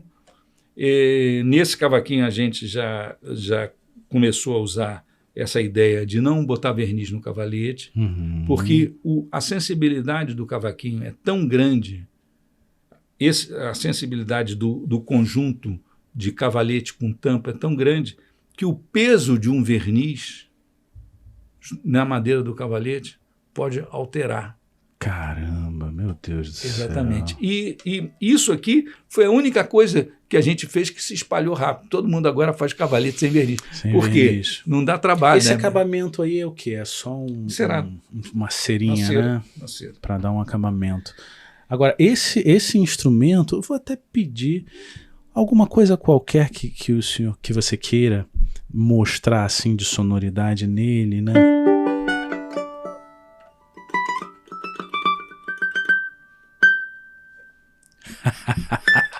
Aqui, ele tem o Ré. Olha como a gente ouve aqui nessa sala, a gente está aqui ouvindo o harmônico do instrumento. É um instrumento que ele tem uma característica dos instrumentos do Tércio, não só cavaquinho, mas como bandolim também, violão. O instrumento é uma emissão muito regular. Você toca todas as regiões. Não fica capenga, né? O agudo, o médio, o grave estão bem equilibrados, né? Qualquer região do braço você toca e você tem um equilíbrio de emissão. Isso é muito difícil no cavaquinho. Muito difícil. É uma coisa que assim, eu diria que seria o último patamar lá da coisa. Do aprimoramento. E eu nunca vi um instrumento tão equilibrado como esse aqui. Equilibrado. Você sabe que é a maravilha disso, né? Você liga o microfone no estúdio, um microfone Neumann, daquele 87, bacana, que eu gosto de usar para gravar. Aí você liga o microfone daquele, começa a tocar, tá pronto, não precisa fazer nada. Não tem que ficar mexendo aqui. Não tem que tirar a frequência, botar a frequência, nada. Você tem um som pronto. Então é uma coisa, né? Com esse instrumento aqui eu gravei bastante, né? Mas não capta nada plugado nada nele, né? Não. Só acústico ele não tem, mesmo, né? Não tem. E é o seguinte, a questão do jacarandá com pinho é uma questão muito do gosto pessoal. Sim. Né? O meu som, a onda que eu gosto é de jacarandá com pinho. Agora, cada um tem o seu gosto. Tem gente que gosta de um som um pouco mais médio, né? Com um pouco mais de médio. A minha onda já é uma coisa que tenha esse agudo brilhante, sim, mas com esses harmônicos todos, com essa riqueza, e isso é muito, a garantia disso é muito o fato de ser o jacarandá. Quando você tem um cavaquinho de faia, você tem ele dá uma amaciada nesses ataques, né? Exatamente. Então, né? eu prefiro amaciar os ataques com a palheta de tartaruga, a técnica, né? Com a inclinação da palheta, com tudo isso, mas deixar o instrumento dar essa luzinha que parece que tem uma luzinha, a estrelinha, né, que brilha lá no som do cavaquinho. Mestre, a gente poderia ficar horas conversando, porque a sua carreira ela acaba se estendendo para vários campos, e aí que eu queria entender ou questionar o seguinte: pesquisador, professor universitário, desenvolveu uma literatura didática, os estudos todos são lindos, muito criteriosos, muito bem pensados, né? Eu acho de uma beleza tão bonita que quando você está estudando, ouvindo um estudo, é uma música suave que te incentiva, né? Que te hipnotiza a estar ali com o instrumento, né? Eu não sou cavaquinista, eu não sei tocar cavaquinho, mas eu tenho essa sensibilidade quando ouço os seus estudos. Tem a parte muito forte, muito bonita de produtor também, né? Muitos discos. Isso aí, quando eu fiz 50 anos, eu fiz uma contagem das produções que eu tinha feito. Eu fiz 50 anos em 2009. Sim. Eu tinha produzido, somando todas as coleções, as coletâneas e os discos em que eu participei, participei em todas as faixas, sim, considerando discos todas as faixas que eu toquei em todas as faixas, ou discos que eu fui produtor, arranjador em todas as faixas, sim, ou seja, discos que eu estou realmente ativo em tudo ali. Né? Eu contei ali, enquanto eu estava para fazer 50 anos, 147 produções. Sim. Hoje em dia deve ter passado de 160, apesar de lá para cá a indústria fonográfica diminuiu, sim, essa coisa toda, sim, né? Mas, por exemplo, nesse período do dia eu estava comentando isso, eu comentei e eu mesmo me assustei, que no pós-pandemia eu já lancei 7 produções. Né? Caramba! Então são 4 discos de inédito do Pixinguinha, do projeto Pixinguinha Como Nunca, o disco do Choro na Rua, sim, né? O disco Choro 150 Anos, né? Que resultou de uma live produzido junto com o Carlos Sion, e o disco com o Rogério Caetano, o Eterna Melodia. Meu querido amigo Rogério Caetano esteve aqui comigo generosamente e falamos inclusive disso, né? Que beleza. Aliás, a Eterna Melodia, a música Eterna Melodia é uma lindeza também. E isso que eu queria saber é o seguinte: o que te encanta mais, assim? Ou você consegue ser tão versátil e ter o mesmo prazer em tudo? Porque é tudo tão de tanta qualidade, né? De tanta entrega, que a gente que recebe, que consome esse material, realmente percebe ali muito amor no que está sendo feito, né? Eu acho que tem algumas coisas que são especiais para mim, né? Porque eu acho que, no final das contas, a história do som, sim, também é o que guia. Porque, por exemplo, por que eu sempre gostei de produzir discos? Porque eu ia, às vezes, gravar e via que depois a gente gravava, a gente caprichava, lia legal, levava um instrumento legal, fazia... Aí, no final, você ouvia aquela mixagem, estragada, muito mal feito, um negócio ruim.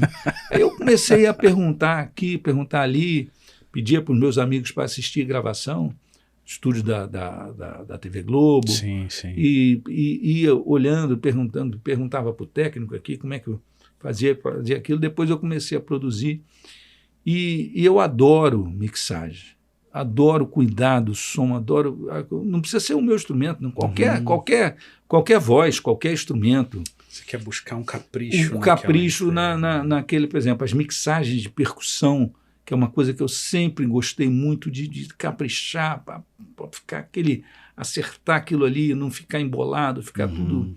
Tirar o som daquele instrumento, né? Aquela tudo qualidade. Isso. Então, eu acho que a coisa da produção, ela me atrai muito, porque a produção, no final das contas, quem manda no som sou eu, né? Sim, o disco que eu produzo, sim. o cara vai, o técnico vai chegar ali. E eu também, dessa coisa, acabei ficando amigo de grandes técnicos, né? Que contribuíram muito, os irmãos, né? Marcelo Saboia e Marcos Saboia, filhos do Ed Lincoln, né? Que também foi um grande amigo. O Beatles em Choro, por exemplo, o Rodrigo Vidal, que é um técnico, engenheiro de som, maravilhoso, muito preparado, uma pessoa. Hoje em dia, o Diego do Vale, que tem feito os discos lá, o Alexandre Belrey, lá, que nós fizemos em 2008 uma coleção de 12 discos. Então, quando você se entrosa, vai ficando o técnico, aquele negócio que você sabe, você entra no estúdio e você sabe exatamente o que você vai procurar. Porque estúdio, se você não souber o que está procurando, ele pode ser uma viagem rumo ao desconhecido. Não, já dizia o mestre Marçal, tinha um ditado que ele dizia isso, né? Que quem não sabe o que procura, quando encontra, não conhece. Não conhece, né? Não reconhece. Mas acontece muito do cara que vai... Aí ele, não, isso não está bom, mas ele não sabe dizer o que ele quer, então o técnico vai... Aí quando o produtor já chega sabendo exatamente o que ele quer... É uma coisa assim, eu assim, olha, tem ali uma 3.600 ali, dá uma seguradinha, só... Dá uma amaciadinha ali no negócio. De repente dá uma olhada no 1800 também, que pode ter também, tinha que tirar são mexidinhas assim, a gente já vai deixando tudo preparadinho, tudo, né? Pronto. Tudo preparadinho. Então, por exemplo, esse negócio do som. A parte de escrever, de escrever, que acabou virando uma atividade profissional que foi muito importante ali na virada dos anos 90 para 2000.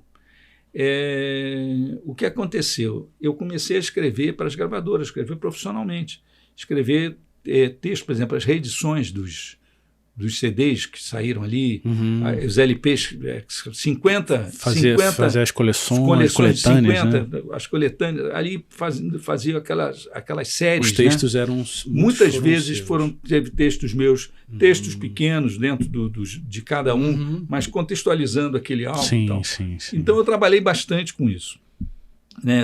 E o meu primeiro livro de texto foi o Choro do Quintal Municipal. Sim. Mas depois eu fiz um livro de histórias engraçadas sobre música e músicos, que é o Suíte Gargalhadas. E o Suíte Gargalhadas, humor é um outro nível de qualidade de texto. Aí já é uma outra praia. Você tem que apurar. E tal. E eu depois fui imagina, eu fiz... Aos 50 anos de idade, eu fiz a seleção para o mestrado, para fazer o mestrado em etnomusicologia, e aí comecei a entrar dentro de uma outra coisa, que é a escrita acadêmica, que não tem nada a ver com essa coisa. E sofri muito.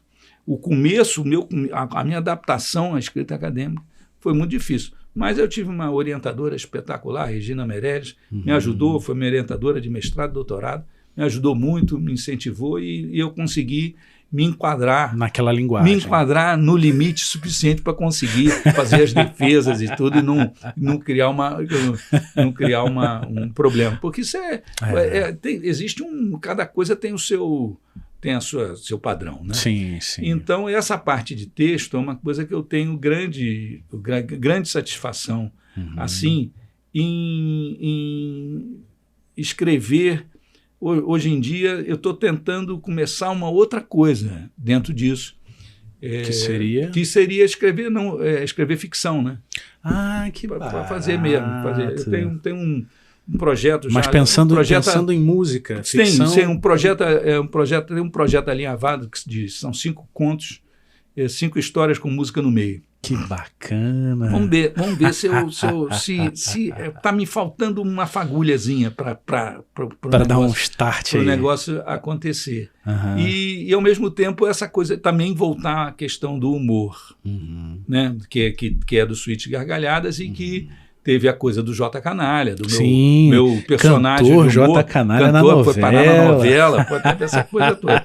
Mas a coisa do humor tem um projeto que esse já tem a pesquisa quase pronta e que é um livro que junta essa questão do humor com, veja só, os conhecimentos químicos. Lá da juventude. Olha, você está aproveitando tudo aí. Juntando tudo, que é um livro chamado 100 dicas bem-humoradas para beber sem ter ressaca nem dar alteração. O livro da álcool ajuda. Da álcool ajuda. Que é essa coisa que eu sou um cara que detesto ressaca, né? Eu gosto de tomar uma cerveja, não sou de tomar bebida destilada e tal, mas eu gosto de tomar uma cerveja e tal, e detesto ressaca. Então eu sempre tive muitos cuidados para não ter ressaca. Sim. Então é isso que já vai ajudar, o livro conta, só que conta de um jeito engraçado, entendeu? E são dicas numeradas mesmo, de 1 a 100, para fazer isso. Isso aí já é uma coisa que eu, em alguns momentos, eu já empurrei mais um pedacinho e tal. Mas nesse momento tá me faltando uma coisinha assim que eu ainda vai chegar. Mas é uma coisa assim de múltiplas facetas, né? Porque você tem a questão do músico, a questão do escritor, a questão do professor, a questão do produtor, radialista, pois também, ainda tem tudo isso aí, é uma vida muito rica, né? É uma coisa que eu sempre digo, mas de onde veio essa disposição para trabalhar em tanta coisa diferente? Em tantas frentes, né? Eu sempre digo, de onde veio, isso eu tenho certeza, veio do departamento de contas a pagar. Entendeu? Que a necessidade faz o sapo pular, porque né? quando você entende, né? Por exemplo, aconteceu na minha vida, eu não quis que isso acontecesse, mas aconteceu na minha vida. Deu praticamente não trabalhar com artista, estrela da MPB ou do samba. Praticamente, quer dizer, eu gravava, né? Gravava e gravo. Várias introduções, com as coisas do Zeca Pagodinho, sucesso, né? Essas coisas, muita coisa. O pessoal, você entra no táxi, o cara fala assim, mas que instrumento é esse? Cavaquinho? Eu gosto de cavaquinho, tá? Não sei o que. Eu falei, não, você já me escutou muito, você que não sabe. Aí eu assobio para ele a introdução do caviar. Aí o cara, você quer? Eu toquei isso. Às vezes o cara não acredita, não. Mas deu tudo certo. Mas mas eu, em função de não ter uma ocupação assim, de não ter vamos dizer, um emprego principal, eu tive que buscar as coisas diferentes. Só que eu fui buscar onde eu achei que eu podia realmente render. Por exemplo, eu nunca fui buscar, por exemplo, para me tornar um produtor, um negociante de trabalho, de contrato, de negócio, porque eu acho que eu não tenho talento para isso. Então eu fui buscar, assim, fazer programa de rádio, escrever texto, negócio. Só que essas coisas, elas acabam umas facilitando as outras depois. Por exemplo, quando eu cheguei na hora da academia, né, de escrever texto, eu não tinha dificuldade de escrever, eu tinha dificuldade de me adaptar ao padrão, mas eu não tinha dificuldade de escrever. Né, eu já tinha passado ali, já tinha lançado alguns livros, eu fiz um perfil biográfico do Monarco, fiz 3 livros para aquela coleção da Folha de São Paulo dos grandes compositores brasileiros, do Jacó, Valdir e Chiquinha. Então, é uma série de coisas que você vai fazendo e você vai uma coisa vai aproveitando a outra. Quando você vai fazer, você passa por essa etapa acadêmica, você acaba escolhendo as palavras com mais critério. Então, tudo isso, uma coisa vai contribuindo para a outra. Né? Agora, se eu tivesse que escolher as 3 atividades, para produtor, A atividade de solista de cavaquinho, que é uma coisa que eu gosto muito, né?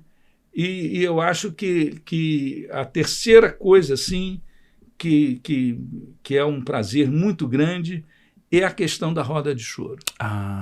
Que a roda de choro, que é essa coisa de você bater bola, de você encontrar os amigos, essa coisa, eu acho que isso... E o choro na rua é uma roda de choro que anda, né? Que vai para aqui, vai para ali e tal.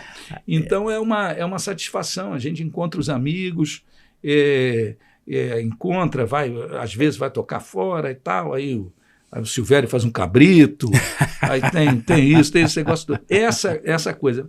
Quando a gente ouve aquelas lendas, assim, aquelas festas na casa do Pixinguinha, que durava 3 dias, o choro na rua é um pouco isso, né? Nos dias de hoje. Entendeu? É um projeto que eu adoro. Quando eu recebi o Silvério, eu fiquei tão encantado. E eu falei, Silvério, por favor, seja portador aqui do meu abraço fraterno em cada músico, porque eu sou louco por essa ideia, né, de levar o choro para as praças, de levar o choro para a rua. Né? É engraçado, porque nem todo mundo que toca choro, e às vezes até que toca bem, curte essa intimidade da roda de choro, curte essa experiência coletiva, essa coisa coletiva, esse compartilhamento. Né? Então, ali a gente fez ao contrário. Em vez de fazer uma turma para tocar e ver se a pessoa gosta de compartilhar, não, a gente só incorporou as pessoas que gostavam. Gostam, né?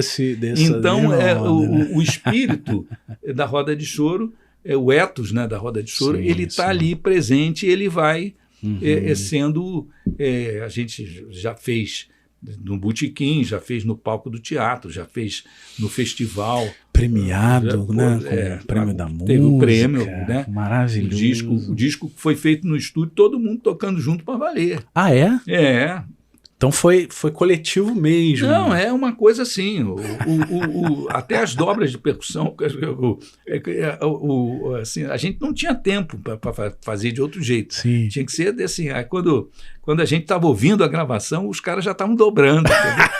Não podia parar para ouvir um detalhe, não. Sempre em frente, né? Mas maravilhoso. Mestre, eu vou pedir aqui rapidamente ao meu querido Iago na técnica. Vou convidá-lo.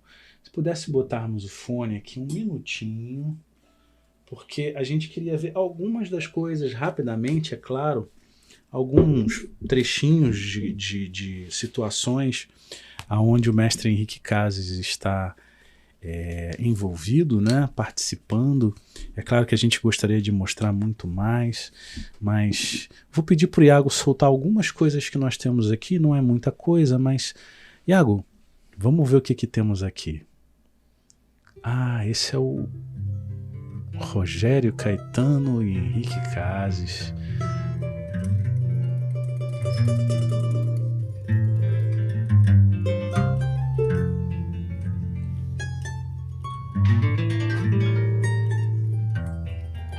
Que delícia de som.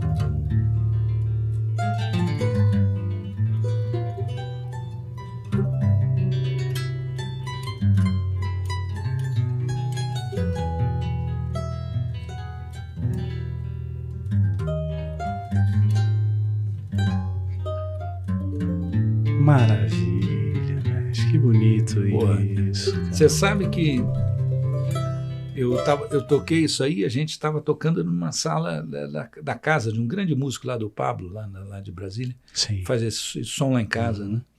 E aí estava a luz apagada assim e tal. Aí quando acabou, acendeu a luz, estava todo mundo chorando. Foi muito engraçado. Vamos ver mais alguma coisinha aí, Iago, que a gente tem do mestre Henrique tocando. Mais uma aqui com o Rogério. Essa é do disco, é a abertura.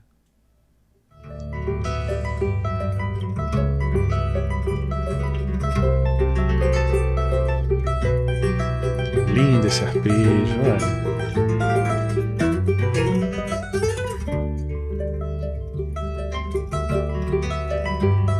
Que lindo esse arpejo, mestre.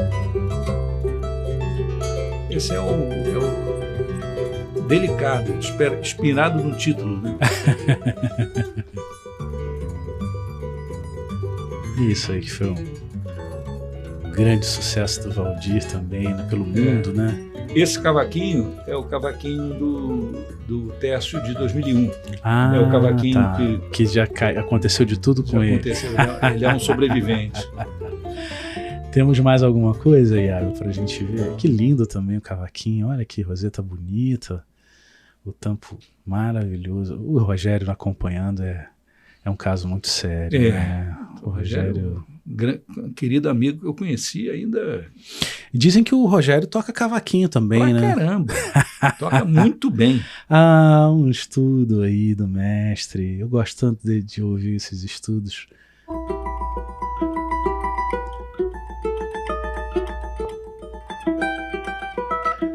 Olha que sensibilidade, né? Esse já é esse cavaquinho. Esse, né? Cavaquinho do Tércio. Esse estudo nasceu de uma sugestão do Radamés. Sim. Ele pediu para eu gravar numa fitinha umas coisas que eu fazia diferente do cavaquinho para ele fazer uma música. Sim, sim. Aí eu mandei esse começo desse arpejo aí. Sim. E ele falou, isso aí dava um estudo para cavaquinho. Aí eu acabei fazendo e o estudo saiu no método. Lindo. No método Escola Moderna do Cavaquinho. Sim, eu sei disso. Temos mais alguma coisa, Iago? Um choro pro Valdir lá no Pompeia. O do Paulinho e do Cristóvão. É que a gente começou o papo. Sim, aqui. Foi com essa. Podemos começar e terminar. Terminar, é verdade.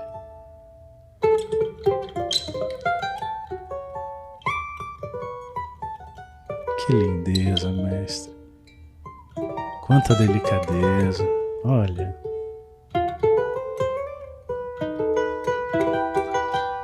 Como é que a ideia é a gente tocar o cavaquinho como se ele cantasse. Isso. Como ele cantasse, você pudesse ter essa flexibilidade, essa coisa que não é natural do instrumento. A ideia é justamente conseguir que as pessoas esqueçam que é um instrumento cheio de ataque, um instrumento que toca destacado. Sim.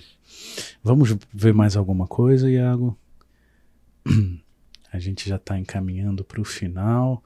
Isso aqui eu queria mostrar, porque isso é maravilhoso. Essa introdução aí do documentário que foi feito para a TV portuguesa, não foi isso? Foi, RTP2, canal de documentários. Vamos ver essa abertura, porque essa abertura mostra o mestre aí em várias situações durante as gravações. Podia soltar para a gente, Iago, por favor? Tem uma introdução aí.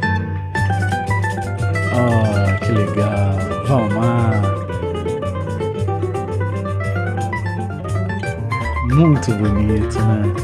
João Bosco, Zé Menezes. Paulinho, o mestre Henrique aí. Portugal.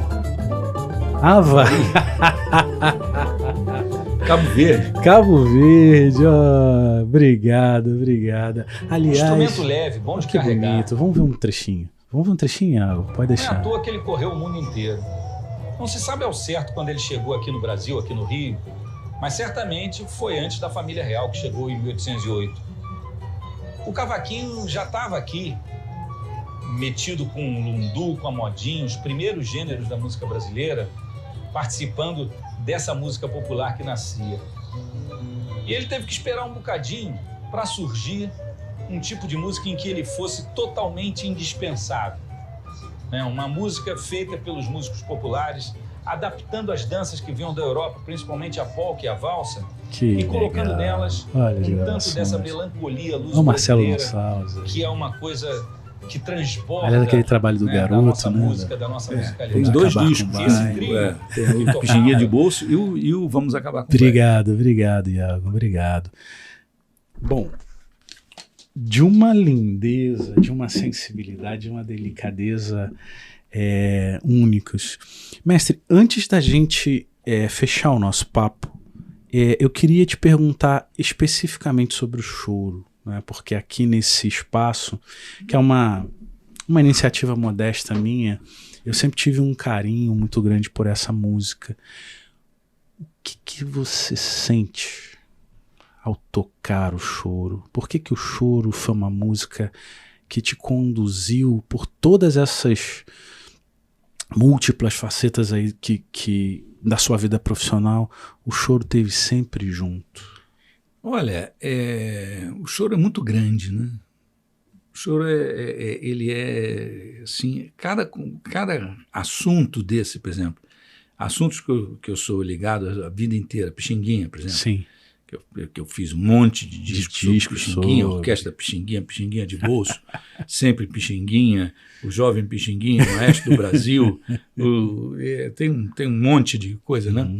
Inclusive Pixinguinha para criança também, um disco infantil, maravilhoso, mas com um livrinho infantil contando a vida do Pixinguinha. O Pixinguinha, se eu tivesse que tocar só Pixinguinha, eu não esgotaria não nunca. Faria mais nada. Não esgotaria nunca esse assunto, né? Então, mas a gente ainda toca o Garoto, toca o Radamés Inhata, o Valdir Azevedo, o Jacó do Bandolim. Então, essa riqueza, essa diversidade, eu acho que isso é que não cansa para quem toca choro. É o fato de que são muitos climas diferentes, são muitas energias diferentes que vêm de cada um desses. As cores são diferentes, as harmonias, as soluções. Então, é um acervo gigantesco. Eu tenho uma definição de choro em 4 pontos, né, que eu publiquei no pós-fácil da 5ª edição do Choro do Quintal Municipal em 2021, que aponta, que define o choro em quatro pontos, né? Primeiro, um acervo de repertório que começa lá, né, em 1800 e tanto, né, com Henrique Alves de Mesquita, e cresce sem parar até os dias de hoje, sempre almejando um padrão de elaboração de qualidade composicional. Segundo, né, desde os pioneiros até os dias de hoje. Segundo, um jeito de tocar, um fraseado, né? Um estilo, um sotaque musical. Isso é um conjunto de procedimentos que caracterizam esse estilo. Terceiro, o gênero musical choro, que o Pixinguinha deu a forma, foi o cara que fez a formatação do gênero musical choro, né? E, por último, o choro como uma prática musical, né, que reúne de uma forma extremamente variada e absolutamente livre, memorização e improviso.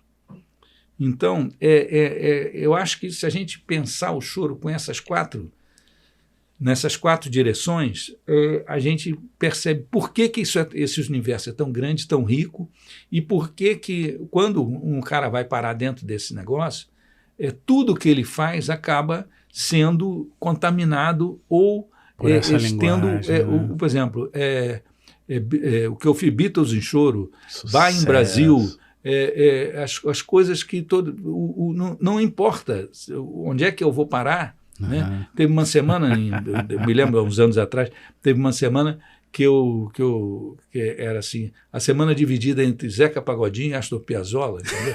Então, aquele negócio, mas não interessa, porque o chorão vai estar ali, o fraseado, o jeito, a concepção toda vai estar presente. Então, acho que hoje em dia eu penso que o ensino do choro está caminhando não para ser um ensino de treino de repertório de choro, mas o ensino de choro como uma base para o músico brasileiro que faça com que ele funcione melhor em todas as áreas, inclusive na área da música de concerto. Porque se um cara passa pelo choro, quando ele for tocar o Villa-Lobos, quando ele for tocar o Mione, quando for tocar o Radamés, ele vai o Guerra Peixe, ele vai tocar com muito mais, com muito mais propriedade. Sim. Então, isso é algo fundamental como um elemento de formação do músico brasileiro. Não é mais aquele negócio, o cara vai para ali, faz uma oficina, treina um repertório que depois vai tocar ali no final. Ou seja, é ter essa música como base, assim como se tem, por exemplo, o erudito para se evoluir dentro do ensino acadêmico mesmo, né? Sim, eu acho que é um componente é um componente do aprendizado, da formação do músico brasileiro, que precisa ser visto dessa forma, em vez de ser visto apenas como uma ferramenta para a execução do repertório típico de choro. Sim. Não se restringe ao choro, é muito mais amplo. É uma mudança de atitude, né? Uma mudança de abordagem, mas é uma mudança que é muito sensível e muito importante. Dentro da universidade, a gente está vendo lentamente as coisas se mexerem assim nessa direção. E isso vai ser uma coisa muito enriquecedora. E, sobretudo, acho que a grande quantidade de trabalhos acadêmicos abordando o choro, e que se há 20 anos atrás, há 30 anos atrás, os primeiros que foram feitos eram um pouquinho ingênuos, assim, né? Hoje em dia, não. Hoje em dia você já está vendo trabalhos muito robustos, né? Abordando os assuntos relacionados ao choro. Então, eu acho que o choro é uma matéria de estudo constante e do ponto de vista de expressão, é a minha... Eu estou em casa, né? É onde a sua verdade. O meu mundo, né? O meu universo. Mundo. Mestre Henrique Cases, olha, a gente está encerrando esse papo saborosíssimo. Eu queria dizer que, assim, nem nos meus melhores sonhos, né? Eu imaginava que com uma atitude modesta como essa minha, eu teria a honra de conhecê-lo, porque eu sempre vi no seu trabalho alguém que me redimiu até do próprio cavaquinho, porque eu não conseguia entender muito bem a estética dele, né? Um instrumento tão diverso, tão aplicado em vários, no choro, no samba, aquela coisa tão bonita das afinações. Eu sou louco por aquela afinação do bandolim, do Carlinhos, do nosso samba, aquelas coisas todas. E quando eu vejo essa coisa bonita da sua trajetória, de ter sistematizado o seu conhecimento, de ter contribuído para a formação de tantos cavaquinistas, de ter um amor e um cuidado com o choro, de ter continuado com essas referências que recebeu e que se apropriou, e que hoje eu nem sabia disso, né? Mas assim, o seu cuidado em aprimorar o próprio instrumento, isso tudo é uma coisa assim, é uma prova de amor muito grande por tudo que se faz, né, dentro desse caminho. É uma coisa que quando você tem noção de que a matéria que você está estudando é muito grande, é muito maior do que você vai dar conta. Então, você se conforma em fazer uma contribuição ali, fazer uma contribuição. Eu me lembro quando não quiseram publicar o método de cavaquinho, o cara falou, não, o pessoal do cavaquinho não lê música. Eu falei, não lê agora, mas depois vai ler. E o que acontece é isso. Às vezes, você faz, por exemplo, esse trabalho do meu pós-doutorado agora, que é sobre a luteria do cavaquinho brasileiro, a pesquisa, sobretudo um manual para melhorar a interlocução entre os cavaquinistas e os luthiers. Sim. Né? Eu acho que isso não é uma coisa que vai ser para agora, não, entendeu? Isso que vai ser assim, as pessoas vão achar, que maravilha. Isso para alguns anos. Né? Aos poucos, aí você vai. Mas se você não olhar lá para adiante, você não... as ideias vão parando, né? E eu queria te agradecer muito aqui. Eu que agradeço, Diogo. Eu estou muito emocionado de falar isso, porque a gente vê um trabalho de muitos anos, né? Sim, muitos anos e que foi sendo... Claro que eu tive muita sorte, né? De tocar na Camerata, de conhecer o Radamés, depois de ser assistente do Rio do Hora, na questão da produção, de aprender. Quer dizer, eu tive o Joel Nascimento ensinando sobre palheta, o Radamés falando de arranjo, o Rildo me mostrando como é que era uma produção. Quer dizer, toda essa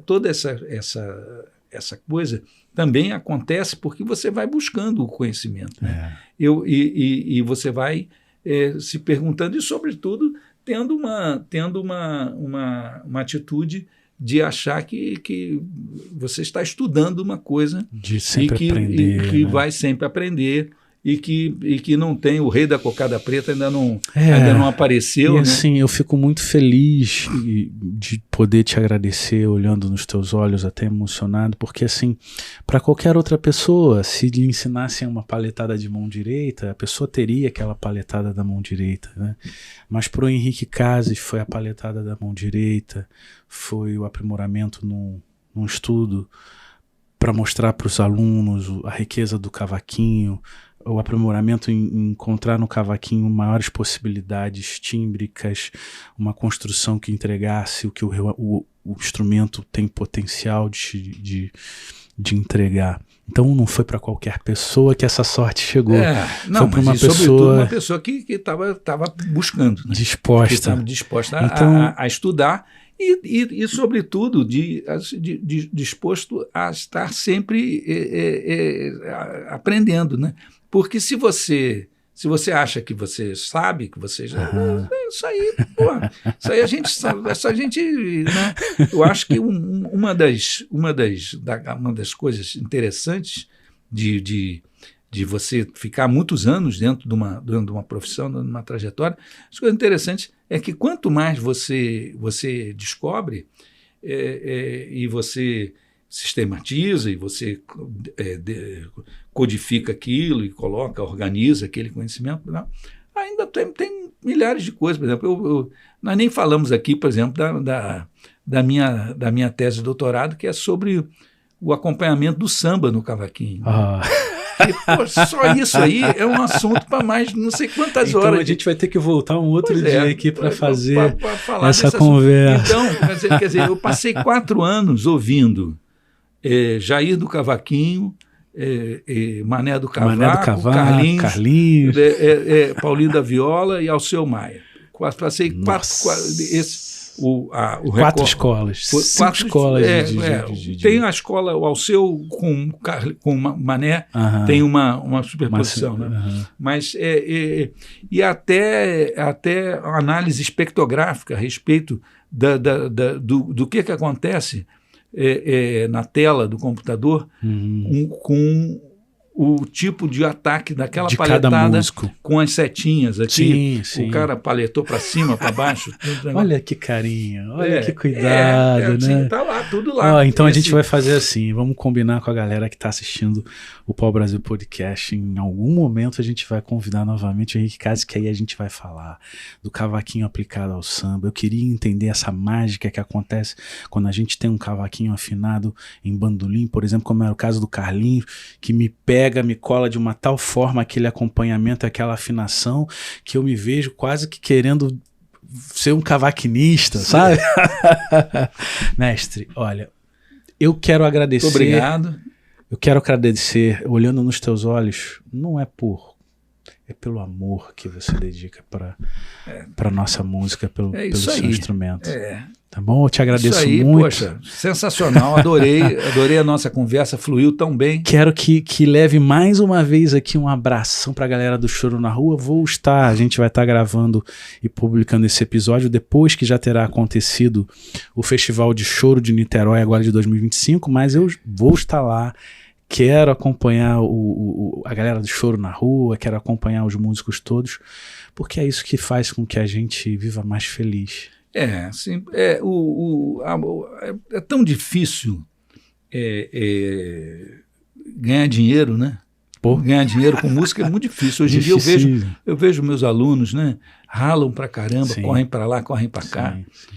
E aí o interessante de você tocar choro é que você não fica nem mais rico nem mais pobre, mas fica mais feliz. Né? Mais feliz. É isso aí. Que seja assim a nossa vida repleta de felicidade e desse amor que o Senhor coloca em tudo que faz.